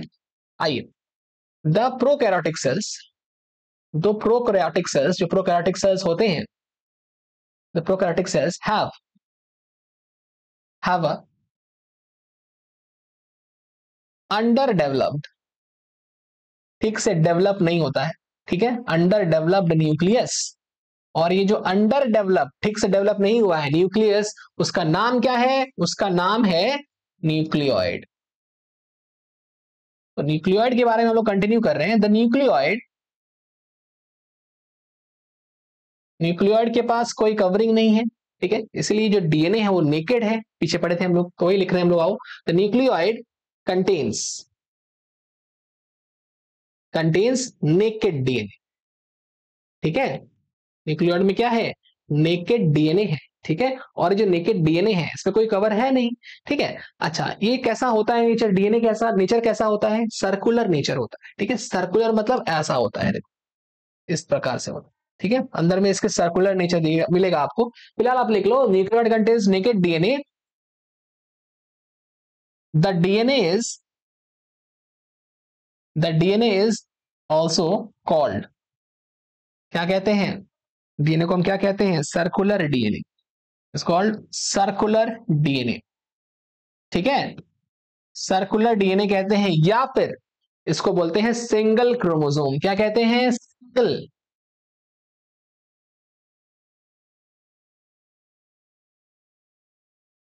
सिंगल क्रोमोसोम, समझे बात, सिंगल क्रोमोसोम। अच्छा, दूसरी बात, देखो न्यूक्लियस के बाहर, ठीक है। अच्छा, इसको जेनोम भी कहते हैं, भी लिख लो, also called circular DNA, single chromosome और बैक्टीरियल जीनोम। इसको एक और नाम दे दो, बैक्टीरियल जीनोम, ठीक है। चलिए, अब देखिए न्यूक्लियस के बाहर, जैसे न्यूक्लियोइड है, इसके बाहर एक और डीएनए है, इसके बाहर एक और डीएनए, ठीक है। इसको हम बोलते हैं प्लाज्मिड। आइए इसको थोड़ा समझा जाए। जैसे हम यहां क्या लिखेंगे, plasmid, this structure is called plasmid. Now what is plasmid, तो प्लाज्मिड क्या है, आइए देखा जाए। तो देखो, जो तुम्हारा डीएनए है, जो मेन डीएनए है वो न्यूक्लियोइड के अंदर है, लेकिन इस न्यूक्लियोइड के बाहर एक और डीएनए है, ठीक है। और उस जो इस डीएनए के बाहर एक और जो डीएनए है उसका नाम है प्लाज्मिड, ठीक है। इसीलिए इसको हम एक और नाम देते हैं, इट इज ऑल्सो कॉल्ड, आओ लिखा जाए, it is also called, it is also called extra chromosomal, extra chromosomal DNA. Now what is extra chromosomal DNA, ये क्या होता है, तो एक्स्ट्रा क्रोमोसोमल मतलब हो गया, एक्स्ट्रा मतलब बाहर, किसके बाहर, क्रोमोसोम के बाहर। तो ये है तुम्हारा क्रोमोसोम, सिंगल क्रोमोसोम, ठीक है। ये क्या है, सिंगल क्रोमोसोम, ठीक है। तो सिंगल क्रोमोसोम के बाहर, एक्स्ट्रा मतलब बाहर, एक और डीएनए है जिसका नाम है प्लाज्मिड, इसका नाम है प्लाज्मिड या एक्स्ट्रा क्रोमोसोमल डीएनए। क्लियर है बात, तो एक्स्ट्रा क्रोमोसोमल डीएनए कौन है, प्लाज्मिड, ओके। चलिए, तो प्लाज्मिड के बारे में भी दो शब्द लिख लिए जाएं, आइए। तो प्लाज्मिड जो होता है, plasmid, plasmids are plasmids are closed and circular. Plasmids कैसे होते हैं, क्लोज होते हैं, बंद होते हैं, और सर्कुलर होते हैं, ठीक है। Circular extra chromosomal DNA. फिर से एक बार, एक्स्ट्रा क्रोमोसोमल किसके लिए यूज होगा बताओ? एक्स्ट्रा क्रोमोसोमल मतलब जो क्रोमोसोम के बाहर डीएनए प्रेजेंट होता है, एक्स्ट्रा क्रोमोसोमल डीएनए कहलाता है। तो plasmids are closed and circular extra chromosomal DNA found outside. कहां मिलेगा? आउटसाइड द न्यूक्लियोइड, न्यूक्लियोइड के बाहर मिलेगा। ठीक है, तो प्लाज्मिड जो है इसके भी कुछ फंक्शंस होंगे, तो उसको पढ़ लिया जाए। आओ, प्लाज्मिड्स है, यहां लिखते हैं आगे। आओ, plasmids have several functions. Plasmids के बहुत सारे फंक्शंस हैं। देखिए बहुत सारे फंक्शंस हैं, लेकिन सारे फंक्शंस आपको नहीं पढ़ने हैं। आपको एनसीईआरटी के अकॉर्डिंग सिर्फ 2 ही फंक्शन पढ़ने हैं। ठीक है, तो आउट ऑफ विच, बहुत सारे फंक्शंस हैं, out of which we have to study only 2 functions. ठीक है, हमें बस 2 फंक्शन पढ़ने हैं, हमें बस 2 फंक्शन पढ़ने हैं। क्या क्या है? नंबर 1, पहला है कि प्लाज्मिड्स जो होते हैं, plasmids provide resistance against. Plasmids क्या करते हैं? रेजिस्टेंस प्रोवाइड करते हैं अगेंस्ट एंटीबायोटिक्स। देखो एंटीबायोटिक्स क्या है? एक्चुअली एंटीबायोटिक्स ऐसे सब्सटेंसेस है जो क्या करेंगे, जो बैक्टीरिया को मारने की कोशिश करेंगे। ठीक है, तो बैक्टीरिया अपने आप को बचाने के लिए प्लाज्मिड रखा है, और ये प्लाज्मिड क्या करेगा? बैक्टीरिया को बचाएगा। किससे बचाएगा? एंटीबायोटिक से बचाएगा। तो जिस बैक्टीरिया के पास ये प्लाज्मिड होगा, वो बैक्टीरिया एंटीबायोटिक से नहीं मरेगा। समझे? तो plasmids provide resistance against antibiotics, ये एक फंक्शन हो गया। ठीक, इसको आप पढ़ोगे बायोटेक्नोलॉजी, जब चैप्टर पढ़ोगे क्लास 12, वहां पे आपको मिलेगा कि ये किस प्रकार से बैक्टीरिया को बचाता है। ठीक है, अच्छा दूसरा फंक्शन क्या होता है? तो प्लाज्मिड हेल्प इन, अगला फंक्शन भी लिख लिया जाए, plasmids help in transformation of DNA. ठीक है, ट्रांसफॉर्मेशन ऑफ बैक्टीरिया बोल लो, बाय ट्रांसफर ऑफ डीएनए। ये प्लाज्मिड जो है ना, ये बैक्टीरिया को ट्रांसफॉर्म कर देता है, बदल देता है। कैसे? By transferring DNA, by transfer of DNA. इसको भी आप पढ़ोगे जब आप जेनेटिक्स पढ़ोगे और जब आप बायोटेक पढ़ोगे क्लास 12 में। अभी के लिए बस आप 2 फंक्शंस याद कर लो कि इनके क्या क्या फंक्शंस होते हैं। डिटेल्स में ये सारे प्रोसेस हैं आपके, फ्यूचर में आएंगे सारे। ठीक है, अभी आपको डिटेल्स में नहीं पढ़ना, बस आपको फंक्शंस याद करने। ठीक है, चलिए आगे बढ़ा जाए। तो ये तो प्लाज्मिड के बारे में बात होगी। चलिए अब इसके अलावा प्रोकैरियोटिक सेल में और क्या चीजें बच गई? तो देखो प्रोकैरियोटिक सेल के अंदर में नॉन मेम्ब्रेनस ऑर्गेनेल्स होते हैं, राइट। नॉन मेम्ब्रेनस ऑर्गेनेल का मतलब क्या है? ऐसे ऑर्गेनेल जिसके बाहर कोई कवर नहीं है, जैसे कि आपने एग्जाम्पल पढ़ रखा है। ठीक है, तो आइए इसको एक बार पढ़ लिया जाए। तो the prokaryotic cells contains non membranous organelles, non membranous organelles. जैसे यहां पर आपको एग्जांपल फिर से एक बार, राइबोसोम हो जाएगा। राइबोसोम यहां पे जो था आपने आपने पढ़ा है कि 70S होता है। अच्छा एक चीज और याद रखना कि जो राइबोसोम है, ये सेल के अंदर मोस्टली साइटोप्लाज्म में पाया जाता है। चाहो तो लिख लो, it is present mostly in cytoplasm. लेकिन कभी कभी ये राइबोसोम दूसरे सेल ऑर्गेनेल के सरफेस पर भी पाया जा सकता है, जैसे एंडोप्लाज्मिक रेटिकुलम। ठीक है, वैसे राइबोसोम्स के बारे में हम लोग अलग से पढ़ेंगे, तो उस वक्त ये स्टडी कर लिया जाएगा। तो राइबोसोम्स कहां कहां मिलेगा? सेल के अंदर, साइटोप्लाज्म के अंदर मिल सकता है, या फिर सेल ऑर्गेनेल के पास भी हो सकता है। ठीक है, तो फिलहाल बस प्रोकैरियोटिक सेल के पास नॉन मेम्ब्रेनस ऑर्गेनेल्स होते हैं। ठीक है, इसके अलावा कुछ और भी चीजें हैं, जैसे कि प्रोकैरियोटिक सेल के पास इंक्लूजन बॉडीज भी होती है। ठीक है, तो ये भी लिख सकते हो आप, prokaryotic cell contain non membranous organelles, bracket में राइबोसोम्स तो लिख लिया, चलो ठीक है। इंक्लूजन बॉडीज भी होती हैं, ये भी आप पढ़ोगे आने वाले क्लास में, इसी चैप्टर में है। अभी बस नाम लिख लो, इंक्लूजन बॉडीज, जैसे फॉस्फेट ग्रैन्यूल्स होते हैं, साइनोफिशियन ग्रैन्यूल होते हैं, पढ़ाऊंगा मैं नेक्स्ट क्लास में। ठीक है, पढ़ेंगे इसको। तो ये सब एक्सेट्रा पाए जाते हैं कहां पर? ये पाए जाते हैं आपके प्रोकैरियोटिक सेल में। ठीक है, यहां पे होता है आपका प्रोकैरियोटिक सेल का पूरा डिटेलिंग खत्म। ठीक है, एक बार पॉज करो एंड कॉपी कर लो। चलिए आगे बढ़ा जाए। अब आते हैं सेल एनवेलप पर। ठीक है, ये सेल एनवेलप क्या है? तो देखो सेल एनवेलप एनवेलप पढ़ो या ऑनवेलप पढ़ो, ठीक है, एनवेलप बोलेंगे चलो। तो एनवेलप जो है, कवरिंग जो है सेल की, वो 3 लेयर से बनी हुई है, ठीक है। तो बैक्टीरियल सेल के पास 3 लेयर्स है। आइए पढ़ा जाए इसको, देखा जाए। तो लिखा जाए, it is the protective covering of a prokaryotic cell. एक प्रोकैरियोटिक सेल का ये प्रोटेक्टिव कवरिंग है, ठीक है। अच्छा, इसमें बड़ी इंपॉर्टेंट चीज है, देखिए इसमें 3 पार्ट्स हैं। ये जो 3 पार्ट्स अभी हम लिखेंगे, वो तीनों अलग अलग होते हैं, लेकिन मिलजुल कर एक साथ फंक्शन करते हैं, ठीक है। आइए लिखा जाए। तो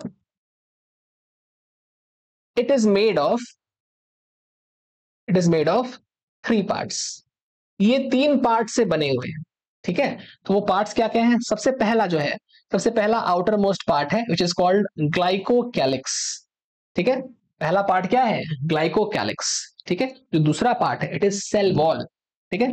तो दूसरा पार्ट यहां लिख लिया जाए, सेल वॉल। और जो तीसरा पार्ट है, वो है सेल मेम्ब्रेन, ठीक है। तीसरा पार्ट क्या है? Cell membrane. देखिए जो ग्लाइकोकैलिक्स है, अगर आप इसको फर्दर डिवाइड करोगे, तो ग्लाइकोकैलिक्स भी 2 टाइप का होता है, ठीक है। तो ग्लाइकोकैलिक्स भी 2 टाइप का होता है, एक होता है पतला वाला ग्लाइकोकैलिक्स, एक होता है मोटा वाला ग्लाइकोकैलिक्स, ठीक है। तो एक होता है पतला वाला, आइए इसको लिखा जाए। तो यहां पर एक होता है थिन थिन लेयर से बना हुआ, और एक होता है थिक लेयर से बना हुआ, ठीक है। जो थिन लेयर से बना हुआ ग्लाइकोकैलिक्स है, इसका काम होता है एडहेशन। एडहेशन मतलब चिपक जाना, किसी भी सरफेस पर जाकर अटैच हो जाना, दैट इज कॉल्ड एडहेशन, चिपकना, ठीक है। क्योंकि बैक्टीरिया को किसी होस्ट के अंदर जब एंटर करना होगा, मान लो कोई इंसान है, उसके अंदर बैक्टीरिया घुस गया, तो इंसान के अंदर रहकर बैक्टीरिया उससे न्यूट्रिशन लेना चाहता है, ठीक है, न्यूट्रिशन लेना चाहता है, ठीक है। तो बैक्टीरिया क्या करेगा? इंसान मान लो गले में ही है, खराश हो गया गले में, तो गले में जाकर चिपक जा रहा है, तो चिपकने के लिए उसको एक लेयर चाहिए ना। वो जो लेयर है, वो एक पतली सी लेयर होनी चाहिए, ठीक है। उस लेयर का नाम होता है स्लाइम, ठीक है। क्या नाम होता है? Slime layer. जो थिन लेयर होती है, उसको बोलते हैं स्लाइम लेयर, ठीक है। और इसका काम क्या होता है? इट हेल्प्स इन एडहेशन, ठीक है। ये किस में काम आती है? एडहेशन के काम आती है। एडहेशन मतलब चिपकने काम आती है, ठीक है। तो ये एक चिपकू लेयर है, आप याद रखो, चिपकू लेयर, ये एक चिपकू लेयर है, ठीक है। ये चिपकने काम आती है। दूसरा देखो, थिक लेयर जो है, आओ इसका नाम भी पढ़ा जाए। तो थिक लेयर जो होता है, ये होता है कैप्सूल, ठीक है, कैप्सूल। तो देखो इसका जो फंक्शन था, वो ये था, ये इसका फंक्शन हो गया, ठीक है, ये इसका फंक्शन हो गया। ऐसे ही इसके भी कुछ फंक्शंस हैं। तो यार इसके फंक्शन क्या है? तो इसका फंक्शन है, क्योंकि ये थिक है, तो इसका फंक्शन क्या होगा? प्रोटेक्शन, ठीक है। तो इसका फंक्शन होता है प्रोटेक्शन। तो आइए लिखा जाए, इसका फंक्शन है प्रोटेक्शन। हम क्या लिखेंगे? Protects against, it protects against, किसके खिलाफ प्रोटेक्ट करता है? इट प्रोटेक्ट्स अगेंस्ट, या से कह लो प्रोटेक्ट्स बैक्टीरिया अगेंस्ट, बैक्टीरिया को प्रोटेक्ट करेगा against the host immune system. हमारा जो इम्यून सिस्टम है, अगर बैक्टीरिया हमें अटैक किया है, तो हमारा जो इम्यून सिस्टम है, हमारा इम्यून सिस्टम बैक्टीरिया को मारना चाहेगा, ठीक है। तो हमारे इम्यून सिस्टम से प्रोटेक्ट करने का काम कौन करेगा? कैप्सूल। तो बैक्टीरिया को बचाएगा ये, it protects bacteria against the host immune system, ठीक है। ये 2 प्रकार के ग्लाइकोकैलिक्स हो गए, ठीक है। अब आप पढ़ोगे आने वाले क्लास में कि सेल वॉल जो होता है, ये भी 2 प्रकार का होता है, सिंगल लेयर, डबल लेयर, और सेल मेम्ब्रेन पतली सी एक लेयर है, ठीक है। अच्छा, अगर हम तीनों को एक साथ बनाएं, जैसे कि मान लो एक स्ट्रक्चर बनाते हैं, मान लो एक बैक्टीरियल सेल है, ठीक है, ये एक बैक्टीरियल सेल है, बैक्टीरियल सेल है। तो बैक्टीरियल सेल के जस्ट बाहर जो लेयर है, बैक्टीरियल सेल के जस्ट बाहर जो लेयर है, ये वाली लेयर, ये वाली लेयर, ये जो लेयर है, ठीक है, ये कौन सी लेयर हो गई? ये हो गई आपकी सेल मेम्ब्रेन, ठीक है। ये कौन सा लेयर हो गया? दिस इज सेल मेम्ब्रेन, ठीक है। ये हो गया सेल मेम्ब्रेन, समझना इसको, ये है सेल मेम्ब्रेन, ठीक है, ये है सेल मेम्ब्रेन, ये वाली। इसके जस्ट बाहर, सेल मेम्ब्रेन के जस्ट बाहर एक और लेयर है, ठीक है। सेल मेम्ब्रेन के बाहर थोड़ा सी मोटी लेयर है, एक और लेयर है। इस मोटी लेयर को हम क्या बोलेंगे? इस मोटी सी लेयर को हम बोलेंगे सेल वॉल, ठीक है। तो ये देखो जो लेयर बन रहा है ये वाला, ये जो लेयर बन रहा है दिस इज सेल वॉल, ठीक है। तो इसको भी लिख लिया जाए, आओ। तो नंबर 2 जो लेयर है दिस इज नंबर 2, ठीक है। ये वाला जो लेयर हो जाएगा दिस इज सेल वॉल। और सबसे बाहर एक और लेयर है, ठीक है। इसके भी बाहर एक और लेयर है, एंड दिस लेयर इस तरह से, इसके बाहर एक और लेयर है।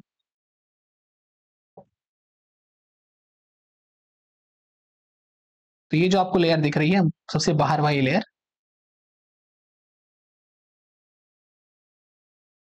ये क्या है? ये है सेल वॉल, ठीक है। ये है सेल वॉल, तो उसको भी लिख लेते हैं, दिस इज सेल वॉल।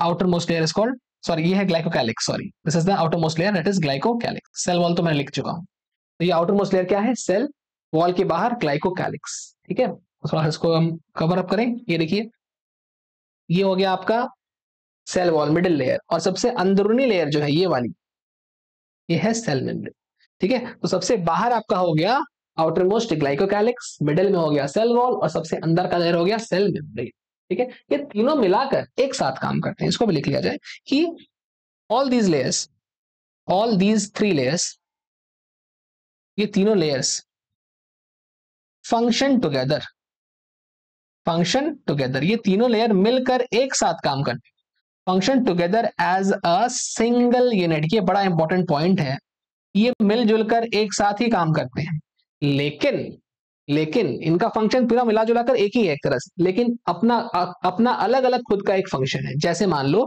अगर हम बोलें कि सेल मेम्ब्रेन का फंक्शन क्या है, तो कुछ उसका फंक्शन कुछ और है, सेल वॉल का फंक्शन कुछ और है, ग्लाइकोकैलिक्स का फंक्शन आप देख चुके हो कुछ और है, ठीक है। तो all these 3 layers function together as a single unit,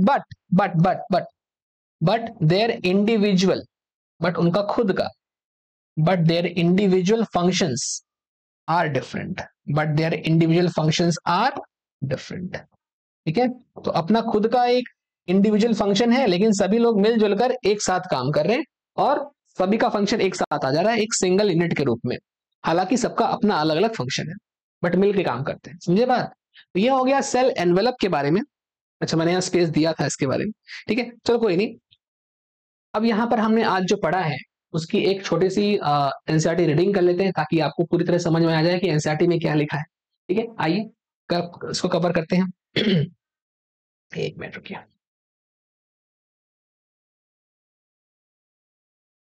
चलिए, तो देखिए यहाँ पर an overview of cell heading NCERT की, ठीक है। देखो क्या लिखा है, you have earlier observed cells in an onion peel. आपने अनियन पील और ह्यूमन चीक सेल को देखा है, ठीक। और जब आप देखते हैं उसके अंदर तो आपको क्या दिखता है? देखो, the onion cell which is a typical plant cell, क्योंकि ये एक प्लांट सेल है, वो उसके पास क्या है? Distinct cell wall. उसमें आपको क्या क्लियरली दिख रहा है कि सेल वॉल है। As its outer boundary, cell wall सबसे बाहर का लेयर है, ठीक है। वहीं पर जब अगर आप ह्यूमन चीक सेल देखोगे तो वहां पे जो डीलिमिटिंग स्ट्रक्चर है, आउटर मोस्ट स्ट्रक्चर है, वो क्या है? सेल मेम्ब्रेन है, ठीक है। तो सेल मेम्ब्रेन जो है वो एनिमल में सबसे बाहर का लेयर है, और प्लांट में सेल वॉल सबसे बाहर का लेयर, ये लिखा हुआ है ना। तो उसके बाद देखो, inside each cell is a dense membrane bound structure, जिसको हम नाम देते हैं न्यूक्लियस। हर सेल में न्यूक्लियस होता है। अच्छा, दिस न्यूक्लियस, न्यूक्लियस के अंदर क्या है? क्रोमोसोम्स है, और क्रोमोसोम के अंदर क्या है? जेनेटिक मटेरियल है, यानी कि डीएनए है, ठीक है। तो genetic material is the, DNA बोल सकते हैं, डीएनए से जेनेटिक मटेरियल बोल दो, बेटर होगा। डीएनए से जेनेटिक मटेरियल जो कि क्रोमोसोम के अंदर है। क्रोमोसोम कहाँ है? न्यूक्लियस के अंदर। फिर से एक बार, न्यूक्लियस के अंदर है क्रोमोसोम, क्रोमोसोम के अंदर है डीएनए। डीएनए क्या है? Genetic material. क्लियर है बात? न्यूक्लियस के अंदर है क्रोमोसोम, क्रोमोसोम के अंदर है डीएनए, डीएनए ही जेनेटिक मटेरियल है। आगे देखो, cells that have membrane bound nuclei, ऐसे सेल्स जिनके पास मेम्ब्रेन बाउंड न्यूक्लियस होता है, वेल डेवलप्ड न्यूक्लियस होता है, उनको हम यूकैरियोटिक सेल कहते हैं, ठीक है। और ऐसे सेल्स जिनके पास मेम्ब्रेन बाउंड न्यूक्लियस नहीं होता, नेकेड न्यूक्लियस होता है, इल डेवलप्ड होता है, अच्छे से डेवलप नहीं होता, ठीक है, उसको क्या कहते हैं? प्रोकैरियोटिक कहते हैं। In both prokaryotic and eukaryotic cells semi fluid matrix, दोनों ही सेल्स में एक सेमी फ्लूइड या सेमी लिक्विड मैट्रिक्स मतलब फ्लोर, फ्लोर मतलब नीचे की जगह, ठीक है, प्रेजेंट होती है, इसका नाम है cytoplasm. Cytoplasm occupies the volume of cell, cell में भरा होता है। Cytoplasm is the main arena of cellular activities, cytoplasm के अंदर ही सारी चीजें होती हैं, मेन एरिया है ये मेन एरिया है जहां पर सेलुलर एक्टिविटीज होती हैं। हमने पढ़ा है कि सेलुलर एक्टिविटीज मतलब केमिकल रिएक्शंस यानी कि मेटाबॉलिक रिएक्शंस सब कहां होते हैं, सेल के अंदर साइटोप्लाज्म में होते हैं, ठीक है। और ये रिएक्शन जब तक चलते रहते हैं तब तक सेल लिविंग स्टेट में, लिविंग कंडीशन में रहता है। क्लियर है यहां तक? चलिए आगे बढ़ा जाए। आप एनसीईआरटी निकाल के रखो और खुद भी रीडिंग करो, जो आपको पॉइंट इंपॉर्टेंट लगे आप एनसीईआरटी में मार्क कर लो और वहीं पर लिख लिया करो, ठीक है। हालांकि नोट्स आपको पूरा प्रॉपर बनाना है कॉपी के अंदर, ये नहीं कि एनसीईआरटी में आप लिख रहे हो छोटा छोटा, एनसीईआरटी बस रीडिंग के लिए है, ठीक है। रीडिंग करके आप पास में कुछ कुछ लिख सकते हो, ठीक है, लेकिन नोट्स आपको कॉपी के अंदर नोटबुक में बनानी है, आपको एक सेपरेट कॉपी बनानी है बायो की, जो पढ़ाया जा रहा है सब कुछ लिखते रहना है, ठीक है। और एनसीईआरटी के साथ तो पढ़ती रहनी है, वहां भी कुछ कुछ चीजें आप लिख लिया करो, ठीक है। आओ आगे बढ़ा जाए, आगे बढ़ते हैं। अब इसमें देखो, एक मिनट रुको। ओके देखो, बिसाइड्स द न्यूक्लियस, न्यूक्लियस के अलावा eukaryotic cells have other membrane bound distinct structures, nucleus के अलावा भी कुछ और स्ट्रक्चर्स हैं जैसे कि जिन्हें हम ऑर्गेनेल्स कहते हैं। जैसे आपने आज पढ़ा होगा endoplasmic reticulum ER, Golgi complex या गोल्गी बॉडी, ठीक है, लाइसोसोम्स, माइटोकॉन्ड्रिया, ये सारी चीजें, माइक्रोबॉडीज, वैक्यूल्स एक्सेट्रा एक्सेट्रा। लेकिन ये सारी चीजें जो मेम्ब्रेन बाउंड होती हैं ये सिर्फ यूकैरियोटिक सेल में होती हैं, ये प्रोकैरियोटिक सेल में नहीं होती हैं। लाख मतलब इनके पास नहीं होता, प्रोकैरियोटिक सेल के पास कोई मेम्ब्रेन बाउंड ऑर्गेनेल नहीं होता, उसके पास क्या होता है, नॉन मेम्ब्रेन वाले ऑर्गेनेल, जैसे राइबोसोम हो सकते हैं, ठीक है। तो वो देखो राइबोसोम के बारे में कह रहा है, ribosomes are non membrane bound organelles found in all cells, मतलब प्रोकैरियोटिक में भी होगा, यूकैरियोटिक में भी राइबोसोम्स होगा, ठीक है। हमने पढ़ा था कि प्रोकैरियोटिक वाला राइबोसोम कितना था 70s और यूकैरियोटिक कितना था 80s। इसको आने वाले क्लास में पढ़ोगे ये कैसे होता है। फिर देखो within the cell ribosomes कहां कहां पाए जाएंगे, ये भी मैंने क्लास में बताया कि राइबोसोम्स साइटोप्लाज्म में पाए जा सकते हैं और कुछ ऑर्गेनेल के पास भी पाए जा सकते हैं, है ना। तो ribosomes are found not only in cytoplasm, cytoplasm तो पाएंगे ही, उसके अलावा और कहां मिलेंगे, और भी दो ऑर्गेनेल के नाम लिखे हैं जहां राइबोसोम मिलेगा, जैसे क्लोरोप्लास्ट में मिल जाएगा, माइटोकॉन्ड्रिया मिलेगा और ईआर मिलेगा। ऐसे ईआर जिसके पास राइबोसोम होते हैं उसे हम आर कहते हैं, ठीक है। रफ एंडोप्लाज्मिक रेटिकुलम पढ़ेंगे इसको भी बात, ठीक है, अभी बस नाम सुन लो आप। आगे देखो यहाँ पे एनिमल सेल्स, जो एनिमल सेल्स है उनके पास एक और स्ट्रक्चर पाया जाता है जो कि नॉन मेम्ब्रेन बाउंड होता है, इसको आप लिख लो, इसको हम सेंट्रियोल कहते हैं। तो एनिमल सेल में एक और स्ट्रक्चर है, इसका नाम है सेंट्रियोल, ये नॉन मेम्ब्रेन बाउंड होता है, ये प्लांट में नहीं होता, ये हेल्प्स इन सेल डिवीजन, जब आप चैप्टर पढ़ोगे सेल डिवीजन तो वहां पर ये चीज आएगी, ठीक है। आगे देखो, cells differ greatly in size, cell का जो साइज है, शेप है, ये बहुत ही हद तक डिफर करता है, ठीक है, वेरी करता है। जैसे अभी नेक्स्ट पेज पे आपको ये दिखेगा फिगर 8.1 में, अभी मैं दिखाता हूँ। तो देखो माइकोप्लाज्मा, माइकोप्लाज्मा क्या है, स्मॉलेस्ट सेल है, ठीक है, इसकी साइज दी गई है, अभी हम लोग पढ़ चुके हैं ऑलरेडी, ठीक है। अच्छा इसके बाद लिखा है वाइल्ड बैक्टीरिया, इसकी साइज भी दी गई है 3 से 5। अगले पेज पर आइए, अगला पेज पर चलते हैं। अच्छा ये तो आपने देख लिया ऑलरेडी, अलग अलग प्रकार के शेप्स वेरिएशन देख रहे हैं, ठीक है। तो वेरिएशन में हमने इसको ऑलरेडी कवर कर लिया है, इसको अच्छे से पढ़ लेना। चलो ठीक, इसके बाद देखो बैक्टीरिया का साइज दिया, देखो बैक्टीरिया का साइज कितना होता है 3 से 5 माइक्रोमीटर के बराबर। लार्जेस्ट सेल कौन सा है, एग ऑफ ऑस्ट्रिच, ठीक है। Among multicellular organism human RBC का सेल दिया है, देखो शेप इसका कितना होता है, साइज कितना होता है 7 माइक्रोमीटर इन डायमीटर, इसका साइज दिया है, ठीक है। नर्व सेल सबसे लॉन्गेस्ट सेल है, sales also very greatly in their shape, shape भी अलग अलग हो सकता है, देखो कुछ सेल्स डिस्क लाइक होते हैं, डिस्क लाइक इस तरह के, ठीक है। कुछ सेल्स पॉलीगोनल होते हैं, पॉलीगोनल मतलब इस प्रकार के हो सकते हैं, ठीक है। कुछ सेल्स कॉलमनर होते हैं, तो पढ़े लियो कॉलमनर हो सकते हैं, ठीक है। कुछ सेल्स क्यूबॉइडल हो सकते हैं, क्यूबॉइडल हो सकते हैं, ये कॉलमनर है, ये क्यूबॉइडल है, ठीक है। कुछ सेल्स थ्रेड लाइक धागों के समान हो सकते हैं, ठीक है। और इवन इरेगुलर, जिसका कोई साइज या शेप फिक्स ना हो, इरेगुलर है, ठीक है, अलग अलग शेप में हो सकता है। The shape of cells may vary with the function they perform, ये बड़ा इंपॉर्टेंट है, शेप ऑफ सेल जो होता है ये फंक्शन पे डिपेंड करता है, जैसा फंक्शन वैसा शेप, जैसा फंक्शन वैसा शेप, याद रखना है, जैसा फंक्शन वैसा शेप, ठीक है। वैसा शेप। चलिए ठीक है, फिर उसके बाद हमने पढ़ा था प्रोकैरियोटिक सेल के बारे में। ठीक है, तो प्रोकैरियोटिक सेल आओ देख लिया जाए। देखो prokaryotic cells are represented by, इसमें क्या क्या होता है, देखो इसमें बैक्टीरिया होता है, ब्लू ग्रीन एल्गी होते हैं, इसमें माइकोप्लाज्मा होता है और पीपीएलओ होता है। पीपीएलओ क्या फुल फॉर्म याद कर लो, प्लूरोनिमोनिया लाइक ऑर्गेनिजम्स। ठीक है, ये हम लोग नेक्स्ट क्लास में कवर करेंगे वैसे। ठीक, अभी बस सुन लो आप। तो यहाँ पे चार है, bacteria, blue green algae, mycoplasma, PPLO. ठीक है, दे आर जनरली स्मॉलर, ये छोटे साइज के होते हैं और मल्टीप्लाई मोर रैपिडली, बड़े फास्ट मल्टीप्लाई करते हैं देन यूकैरियोटिक सेल्स। इनका साइज भी अलग अलग हो सकता है। फोर बेसिक शेप्स आपको याद रखने हैं, देखो बैसिलस हम लोग पढ़ चुके हैं, कॉकस, विब्रियो और स्पाइरल। ठीक है, आगे बढ़ा जाए।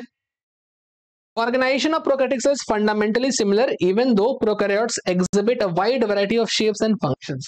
देखो मतलब बोलेगा तो ये यहाँ पर ये है, इस लाइन का मतलब समझ लो। देखो प्रोकैरियोटिक सेल्स में हजारों करोड़ों टाइप के डिफरेंट टाइप के सेल्स होते हैं, अलग अलग प्रकार के बैक्टीरिया हैं।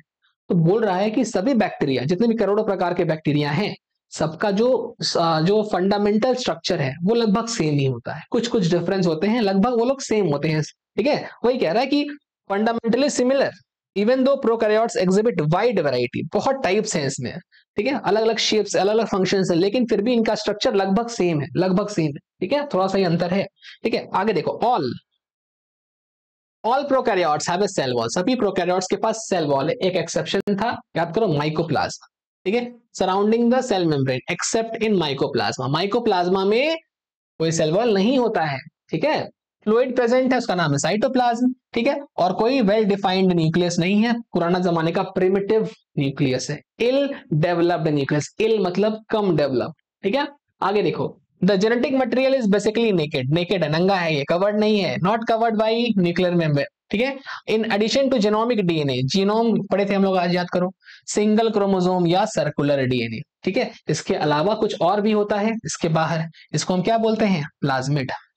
ठीक है, प्लाज्मिड इसके बाहर का एक्स्ट्रा क्रोमोसोमल डीएनए। ठीक, उसके बाद देखो प्लाज्मिड की प्रॉपर्टी याद रखो, प्लाज्मिड कन्फर्स क्या प्रोवाइड करता है, ये प्लाज्मिड प्रोवाइड करता है certain unique phenotypic characters. Phenotypic characters मतलब कुछ उसको कुछ कैरेक्टर्स दिखा रहा है, जैसे कि मान लो एंटीबायोटिक के खिलाफ रेजिस्टेंस दे रहा है। ठीक है, इसको बोलेंगे फिनोटाइपिक कैरेक्टर। और क्या हो सकता है, ट्रांसफॉर्मेशन में हेल्प कर रहा है। ठीक है, तो कुछ फिजिकल कैरेक्टर्स देता है। फिनोटाइपिक मतलब यहाँ फिजिकल की बात हो रही है। ठीक है, कुछ तो देखिए यहाँ पर the smaller DNA are called plasmids. जो प्लाज्मिड डीएनए है ये कुछ प्रॉपर्टीज कन्फर करता है, कुछ प्रॉपर्टीज प्रोवाइड करता है, सर्टेन यूनिक फेनोटाइपिक कैरेक्टर्स। ठीक है, फेनोटाइपिक मतलब फिजिकल कैरेक्टर्स, कुछ फिजिकल कैरेक्टर्स आपको प्रोवाइड करेगा बैक्टीरिया को। जैसे एक कैरेक्टर इसमें से है रेजिस्टेंस टू एंटीबायोटिक्स, मतलब देखो एंटीबायोटिक्स बैक्टीरिया को मारना चाहेंगे, तो अगर बैक्टीरिया के पास ये प्लाज्मिड प्रेजेंट होगा तो बैक्टीरिया जिंदा रह जाएगा even in presence of antibiotics. मतलब तुमने एंटीबायोटिक खाया, लेकिन अगर बैक्टीरिया के पास ये प्लाज्मिड है तो वो बैक्टीरिया एंटीबायोटिक से नहीं मरेगा। ठीक है, तो रेजिस्टेंट हो गया। ठीक है, तो प्लाज्मिड का एक कैरेक्टर हो गया। यहां लिखा इन हायर क्लासेस, मतलब क्लास 12 की बात हो रही है, ये तो 11th का टॉपिक है, तो 12th में आप क्या पढ़ोगे, लिखा you will learn that this plasmid DNA is used to monitor bacterial transformation. मतलब ये प्लाज्मिड डीएनए किसमें हेल्प करता है, ट्रांसफॉर्मेशन ऑफ बैक्टीरिया। आप पढ़ेंगे ग्रिफिथ्स एक्सपेरिमेंट, वहां पे देखा जाएगा, बायोटेक्नोलॉजी पढ़ेंगे इसको। ठीक है, तो आपके दो कैरेक्टर्स यहां से याद करने हैं कि प्लाज्मिड का एक कैरेक्टर है एंटीबायोटिक के खिलाफ रेजिस्टेंस एंड सेकंड है बैक्टीरियल ट्रांसफॉर्मेशन। ठीक है, आगे देखो, nuclear membrane is found in eukaryotes, eukaryotes में न्यूक्लियर मेम्ब्रेन पाई जाती है। ठीक है, no organelles like the ones in eukaryotes are found in prokaryotic cells except for ribosome. कहने का मतलब ये है कि राइबोसोम एक ऐसा ऑर्गेनेल है जो प्रोकैरियोट में पाया जाता है और यूकैरियोट में भी पाया जाता है। ठीक है, और कोई ऑर्गेनेल नहीं है जो प्रोकैरियोट में भी पाया जाए और यूकैरियोट में भी पाया जाए, राइबोसोम है सिर्फ। ठीक है, याद रखना इसको। देखो प्रोकैरियोट्स के पास कुछ स्पेशल यूनिक चीज होती है, क्या होती है, इंक्लूजन बॉडीज होती है, इंक्लूजन्स कहते हैं इसको। ठीक है, पढ़ेंगे इसको नेक्स्ट क्लास में कि इंक्लूजन एग्जैक्टली क्या है। ठीक है, अभी बस आप नाम सुन लो, inclusion, a specialized differentiated form of cell membrane called mesosome. इसको भी नेक्स्ट क्लास पढ़ना है कि मेसोसोम नाम का एक स्ट्रक्चर होता है जो यहाँ पाया जाता है। ठीक है, अच्छा ये क्या होता है, इन फोल्डिंग्स होती हैं सेल मेम्ब्रेन की, नेक्स्ट क्लास उसको बताएंगे, अब इसको बताया नहीं गया है। ठीक है, यहाँ पर कुछ स्ट्रक्चर्स बने हुए हैं, देखो टिपिकल यूकैरियोटिक सेल का साइज याद कर लो, टिपिकल बैक्टीरिया का साइज यहाँ देखो 1 से 2 लिखा है, आगे क्या लिखा था 3 से 5। देखो अगर क्वेश्चन आ गया डायग्राम वाला और ये डायग्राम बना के आपसे पूछ ले कि इसका साइज कितना है, तो यहाँ पे जो भी डेटा दिया है आपको वही डेटा यूज करना है। ठीक है,